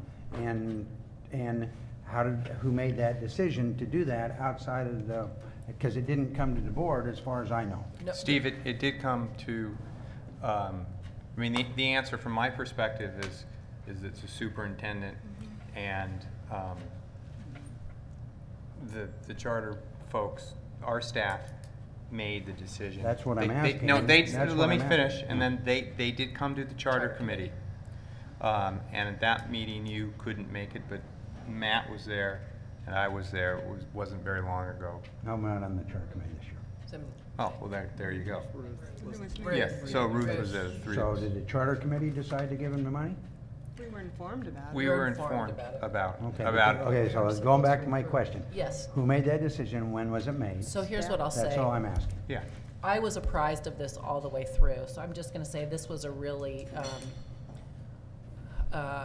like close in with LEAP, trying to figure out how to manage as an organization, was trying to figure out whether they were going to be able to survive or go under. And the way in which we were figuring out how do we don't want them to go under, we want to figure out how we get our kids to the end of the year. We decided that our main priority was on paying the staff.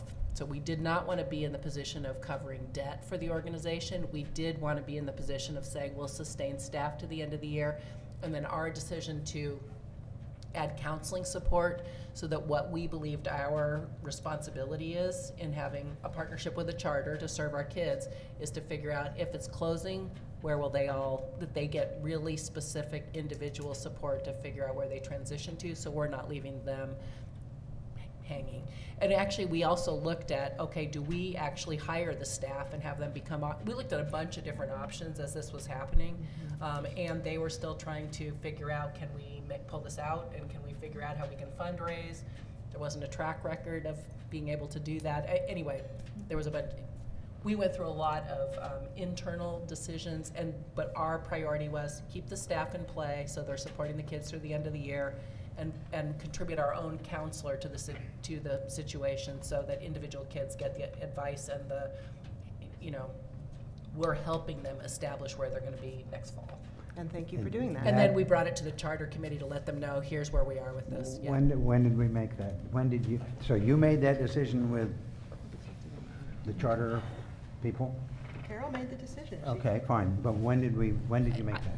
I Do you don't have know any the answer idea to that. when that decision came about? Well, we became aware of it in March, as it says here. Okay, March. And March, I we're can still live in working March. with them. Like, their decision to close is, I don't know when their decision to close was. I mean, I don't know this. Okay. In Great. mid-March. So, Thank you in thank back you there. very much. Yeah. All right, thank Could I you. just- Director Regan.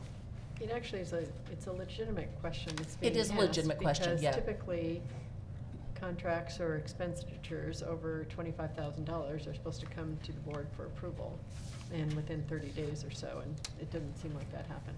I mean, I'm again in agreement that it was the right Yeah. thing to do, but, it's way after the fact at this point. I don't think it was a contract, but why don't we move on at this point? I think Well, it's an staff- expenditure over Thank you for $25,000. letting me question that. And typically, the board should So- have some say in that. So not by really. appropriation laws and by contract laws, we technically have not exceeded the contract value for the current school.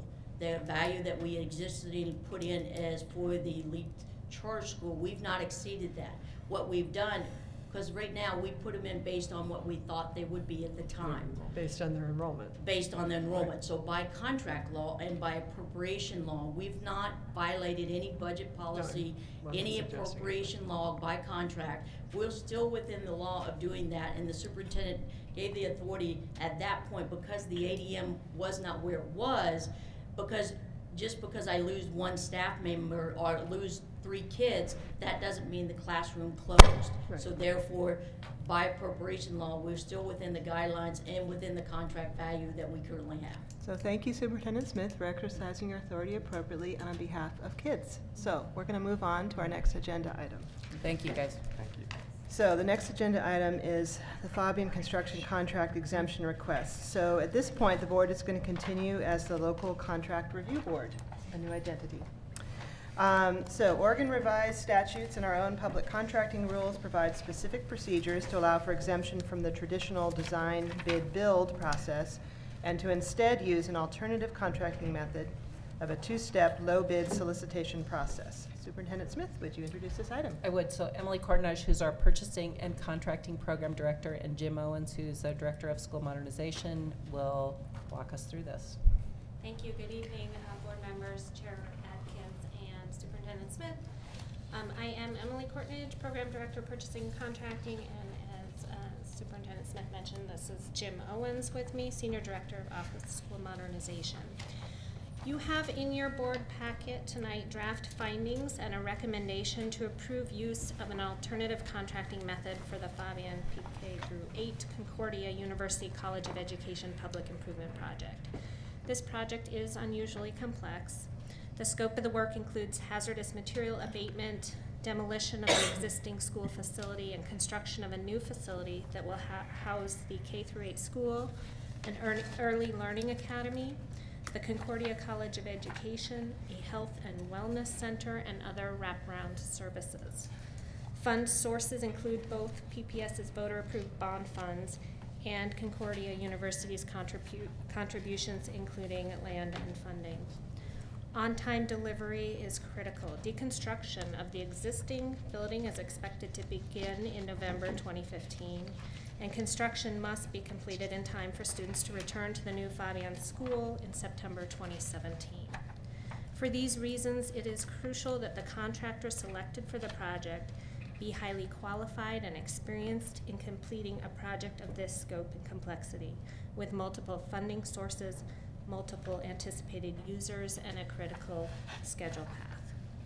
Under our public contracting rules and state law, public improvement projects typically must be procured by means of an invitation to bid, which is a low bid process. For the reasons I just noted and set forth in detail in the draft findings and recommendation, staff recommends that the board grant an exemption from the rules and approve use of a 2-step alternative contracting method for the Fabian project. The 2-step process begins with an open and publicly noticed request for qualifications, or RFQ. in which proposers submit their qualifications to handle a project of this complexity. All those deemed qualified by the evaluation committee will be invited to participate in a second step, the invitation to bid. The two-step process will ensure that the contractor that is awarded the project is highly qualified to do the work, has a proven track record, and also submits competitive pricing. Under our public contracting rules, the board, acting as the contract review board, may grant exemptions and approve alternative contracting methods only after a properly noticed public hearing. Staff published notice of tonight's hearing on May 26th in the Daily Journal of Commerce and made the draft findings available to the public. Thank you for your time. Great. So I will now open a public hearing on the alternative contracting methodology use of two-step method for Fabian Pre-K-8 project. Ms. Houston, do you have anyone signed up? All right. I will now close the public hearing on the Fabian Pre-K-8 alternative contracting methodology use and ask the board to consider resolution number 5099, Fabian Pre-K-8 Concordia University College of Education Public Improvement Project, exemption from competitive bidding and authorization for use of alternative contract method. Do I have a motion and a second? So moved. Director Belisle moves and Director Morton seconds the motion to adoption resolution 5099. Board discussion. Director Buell. We've already issued the public notice of our intent to do that. We issued the public notice of our recommended findings and this hearing, yes. And then why are we here? Why are you bringing this to the board? Because we told them telling to us, the hearing. telling us that you did it? Telling us that we notified the public of this hearing, This and then hearing. the board needs This to grant us hearing an right now. This exemption. hearing that we right just now. had. Yes. Okay. And the reason that we want to do this is, can somebody do it in a paragraph? What I heard is that we want to hire the most qualified contractors we can for a highly complex project. Right, instead of using what we would normally be required to do under the rules and under law, which is just a pure low bid process, we want to ensure that we get somebody who is qualified and experienced enough to do a work of this scope and complexity with, like I said, multiple users, multiple funding sources that need to be tracked separately, a critical schedule path. So therefore we issue that open RFQ process and then allow those who are deemed qualified to participate in the invitation to bid. And that's, is part of this process that's supposed to save us money or not cost us extra money? Is that part of the law? This is actually an example of a hybrid approach that takes advantage of looking at qualification-based factors for contractors and gives us a better sense of who the firms are that we would then invite to submit competitive bids on. So it really allows for us to take advantage of understanding the firm. We don't know that there would be cost savings, in part because when the construction documents are completed and we issue the invitation to bids, we're going to have a standard price bid that we'll have. So we'll be looking at factors relative to the qualifications, but we designated this as a pilot project because we don't know what our savings would have been.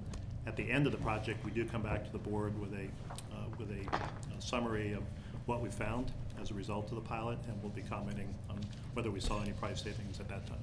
And it's a pilot project because it's a hybrid model and we don't have the clear findings like we have under the CMGC that give us a sense of what our cost savings are. And that's what allows us to do it even though we don't know we're going to save money, which is what the law requires.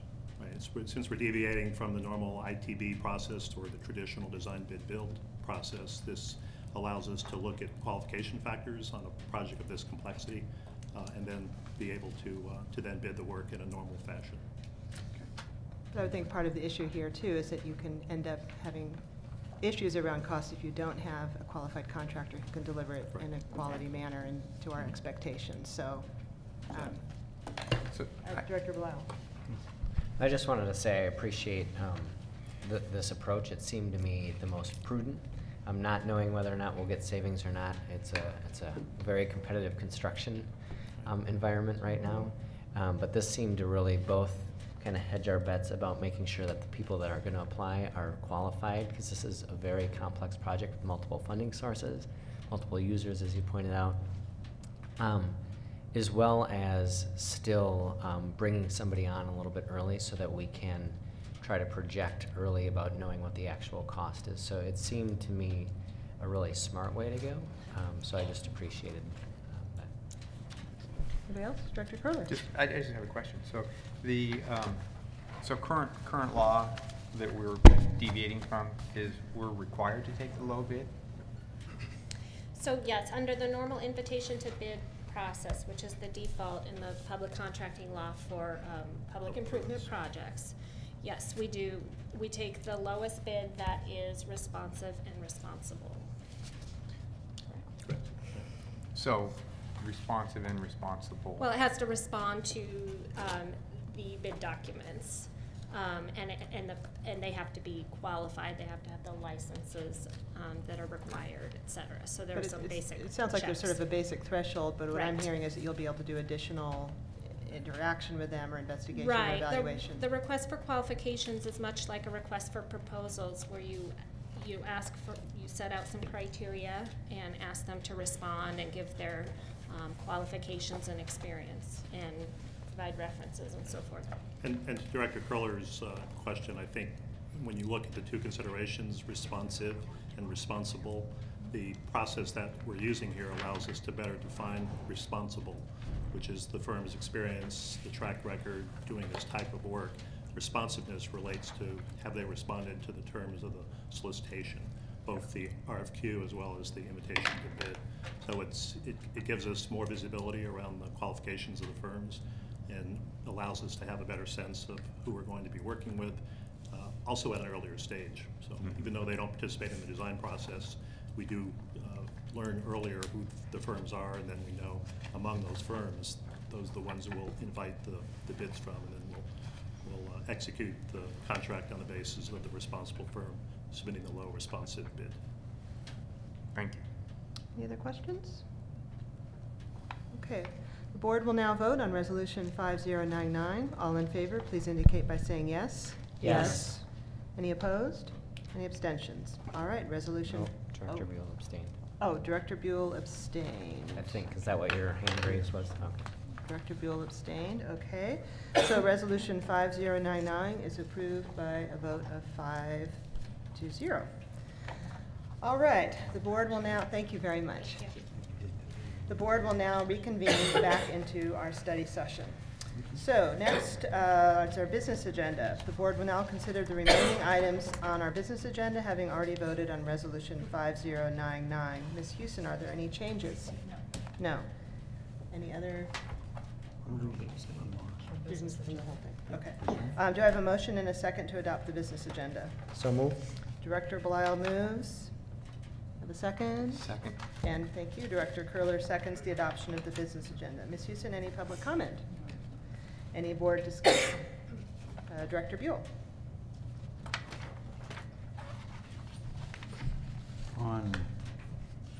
We're buying a cargo van for the IT department. About 3/4 the way, 7/8 the way down on the first page. Northwest Trucks and Equipment. Northwest Trucks and Equipment, 32,000. Wait, Sorry, I'm could you say sorry. this What again? page is this on? Where are you? Northwest Trucks. This one right here.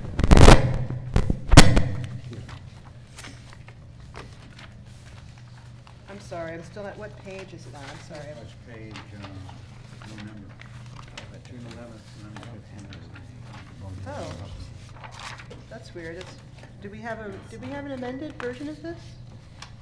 It's not in Is my. expenditure contracts exceeding 25,000. We're not doing that? What's the report on new contracts? Oh, Between oh. 25,000. Yeah, that's not the business agenda. That's not the business agenda. That was just a report Is to us. this going to come up on the business agenda? No, it's just an informational report about the smaller contracts that we don't vote on. It is under the, this is the expenditure contracts exceeding 25,000. But those we don't vote on. Okay. Read the header and it will Yeah, talk about. yeah, I know. I know. Okay, so any That's in discussion there. about the business agenda? I do. Yeah, Director Blau? I just wanted to call out, as I do each time, the exciting contracts that we have going on for our modernization and our bond.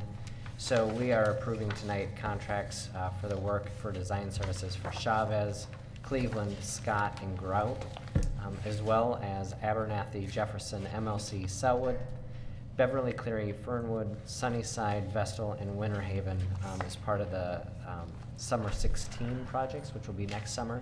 I just want to say again, it's exciting. As we heard earlier tonight, there were 27 schools already that have been touched. In the previous summers, there's 28 schools that are going to be touched. That's 55 schools.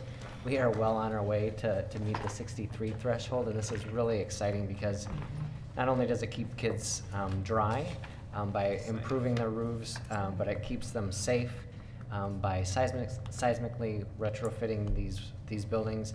It improves education because we're doing science labs, and we are increasing accessibility as we talk about ADA accessibility as we've continued to put in elevators. And so I just wanted to call that out as an exciting investment.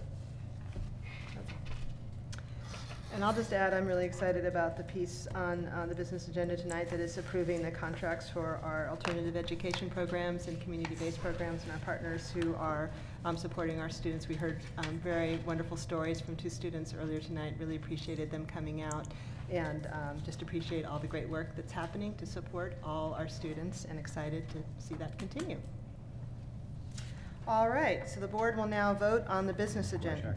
Oh, I'm sorry, Director Buell. Well, we've got some new intergovernmental agreements, and they're all under 150,000, but they've got numbers below that, like Henry International Incorporated is 90,000, but it's got a number below, which is a contract total of $5,370,916. So I'm sorry, are you referring still to the report versus the business? I'm back on the report. So let's continue, we're working on the business agenda right now, and let's complete that. Could this be in the business agenda if it's $5 million? I think we'll take that offline for staff to explain that piece to you, but let's go ahead, let's please now vote on the business agenda. All in favor, please indicate by saying yes. Yes. Yes. Any opposed? Any abstentions? Abstention. 1 abstention. So Director Morton abstains, and we have the business agenda approved by a vote of 5-0. And it sounds like, Director Buell, you'd like staff to get back to you with clarification. I'd like to answer the question. Or clarification on the report about the totals. Because I think other people out there might have the same question. So clarification about why, if it's a smaller amount of the total It's contract. archaeological, it's provide on-call archaeological consulting services, and according to this paper that I have, we have spent over $5 million to Henry International Incorporated for these things. But that's for something else. It's got to be, I just like to have it clarified.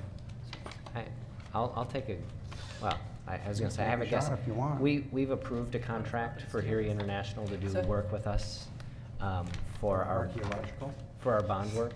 Archaeological. And so when you're going to dig in the ground, part of that might be archaeological. And so the superintendent's reporting us a payment, a $90,000 payment, because that's what the report's telling us about, because we want to know about it, but we don't need to approve it any more than the $5 million contract that we've already approved. That would be my guess, but perhaps somebody can. Right, so our policy is that, so that one was already approved, that contract. But it has been our policy to report to you, just as a matter of information, amendments over $25,000. Between 20 and 150. Well, for amendments for already approved contracts, just anything over 25,000. This says it's for, we have, according to the paper that I have, which is what I'm asking about, it says we spent $5 million for archaeological consulting services. That's what it says. So if we spent $5 million for archaeological It's an amendment, consulting but services. the amendment is $90,000. Right, but have we spent $5 million for archaeological consulting services, which is what it says on this paper that I have? Go ahead, Again, Jim Owens, Senior Director, Office of School Modernization. This is a component that is an additional service to the construction management and program management support services contract that the district has with Erie International. And the total amount that it was initially awarded at was over $4 million. I don't have the exact number in front of me, but we have the ability to order additional services from them. We ask them to identify archaeological services, which would be on-call services that we may require. This does not involve the district actually spending any money. At this stage, this is an authorization to modify the HERE contract so that we have the ability to tap HERE if we need archaeological services as part of the bond work that we're doing. Great, thank you very much. Great, all right. Thank you both. So with that clarification on that report, earlier tonight we had a very nice ceremony thanking the 4 of us who are outgoing board members, so I just want to appreciate Superintendent Smith and the staff for the lovely gifts. We got some wonderful student art and just very kind words, and it was lovely to have folks here. Director Regan actually will not be joining us for the last two meetings of the school year, so she requested time on the agenda to share some remarks. Thank you very much, and I did share most of these remarks earlier tonight with the small group that was gathered. These are slightly expanded, but not too much, so thank you for indulging me. A few years ago, President Obama gave a graduation speech where he told students that the choices you make, large and small, add up over a lifetime to a lasting legacy. He said it's not about being satisfied with the latest achievement, the latest gold star. What matters is that you give back, and what matters is that you give your best. Those are words I've spoken at the last dozen or so graduation talks during the past 5 or 6 years, including 2 graduations this week. As a school board member, there is nothing that tops the pride I feel as I witness students graduating from high school and moving on to their next life adventure. And I love soaking up the pride, excitement, and positive energy that families, teachers, staff, and community members feel as they watch our kids complete this milestone. There truly is no better high as a school board member. I realize now as I leave my position on the Portland School Board why President Obama's quote resonates so strongly with me. It's because this job, this choice to serve as an unpaid, elected school board member, isn't about being satisfied with the latest achievement or the latest gold star. It's about feeling the urgency to do more and better by our kids and stepping up to try to make a difference. I have served on the Portland School Board because I want to give back, and I have tried to give my best. It wasn't always easy. Just prior to my first election, the board before me faced an unprecedented hole in their budget that threatened to end the 2003 school year 5 weeks early. In fact, Gary Trudeau, with the Doonesbury comic strip, lampooned Portland Public Schools nationally. The city stepped in with $15 million, and our teachers agreed to work 10 days for free, saving that school year. In the meantime, I had stepped up as parent leader with some of you here today to help start a grassroots movement called HOPE, Help Out Public Education. And we rallied the community to vote for a temporary funding mechanism to ensure we could offer a full year of school to our kids for at least the next 3 years. I started on the school board in what could only be described as one of the lowest points in the district's history. Back then, David Wind, a new board member with me, often quoted Charles Dickens, referring to these years as the best of times and the worst of times, and they were. As our economy faltered, as the state budget shrank, as school funding decreased, and as enrollment in Portland Public Schools dropped, we were forced for the next 10 years to make impossible and terrible choices while always working to protect the classroom and ensure a full school year.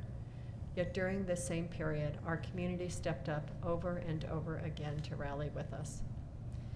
It is such a promising time now to be on the school board, when our budget is finally stable, when the state is beginning to reinvest, when student enrollment is increasing by 500 students each year, when we passed a racial education equity policy that's transforming our efforts to better support historically underserved students, when we're adding back librarians, counselors, language immersion programs, art, and career technical education, when we provided a successful middle college program at Jefferson High School, when we're bringing back a full week of outdoor school, when we're purchasing musical instruments at last, when we're beginning a 30-year rebuild of our school facilities, when we have a local teacher levy that's paying for 650 more teachers in Portland Public Schools next year than the state provides, and when we put the foundational pieces in place to support our teachers as they have worked to raise our graduation rate 17% over the past 5 years. Yet there's still so much more to do. I am especially proud of 5 things that have been accomplished during my years on the school board as we raised graduation rates. First is the passage of the Racial Education Equity Policy that has set in motion significant and systemic change across this district to better support our historically underserved students. Second is the difficult work we've done during our last 2 teacher contracts to better ensure a great teacher in front of our students every day and to add days to our school calendar. That included streamlining our internal hiring process so we are out in the market earlier each year and able to hire the best and the brightest new teacher talent for our classrooms, including minority and bilingual candidates and our own student teachers.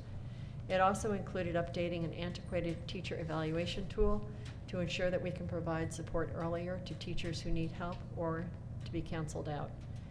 Third is adding more language immersion programs across the district to better support our emerging bilingual students and families and to empower our students to be world citizens, as well as adding back hands-on experiential learning opportunities for our kids like art and music and career technical education.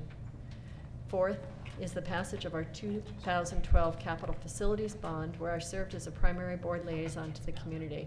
I'm proud that we're rebuilding 3 high schools as well as Fabian K-8 with an amazing partnership with Concordia University, and that we're making seismic safety, accessibility, and other improvements at up to 63 schools.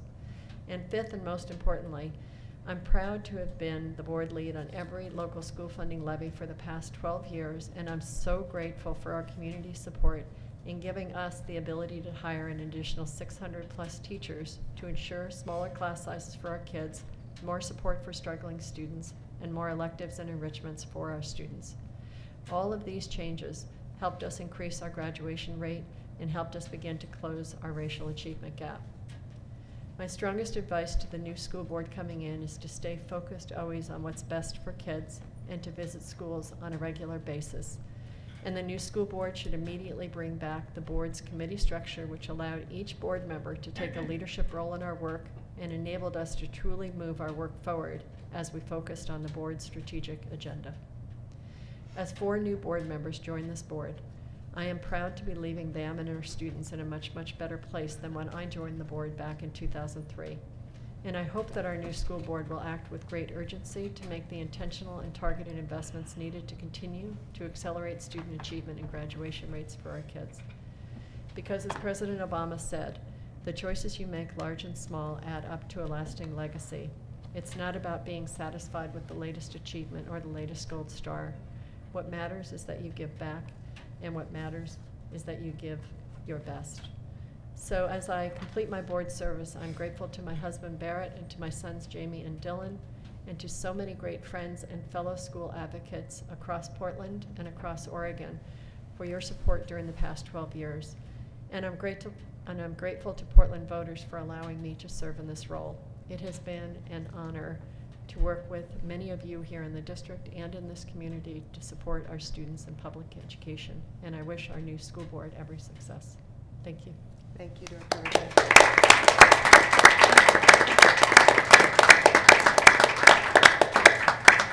Thank you so much. Can I just say, we had a really nice reception ahead of time where we actually did acknowledgments of everybody individually, but because it is Bobby's last meeting, I just want to take this moment to say thank you to you, and I've really enjoyed working with you. And you've been an incredibly tireless advocate on behalf of the school district, on behalf of our kids, both with our local options and with the legislature in terms of increasing the kind of funding that's available and making education a top topic in the legislative session this year. But I also want to just acknowledge your service on Oregon School Board Association and really changing how that organization serves our school boards and serves our districts, and I think making it more effective. So we will benefit from that as well. But thank you. It's been a pleasure working with you. Thank you so much. And I would also just like to say thank you. You are leaving a lifelong legacy. So I think our whole community owes a debt of gratitude. So thank you. Hear, hear. Director Buell. Yes, I'd just like to say I don't know who's going to go to all the meetings now that Bobby's gone. I went out to the golf tournament last year And I thought, hey, I'm doing pretty good. I paid money to play. I showed up real early in the morning. I got out there, and I'm thinking, hey, okay, you're doing a good job here, Steve. And Bobby's sitting there taking the money.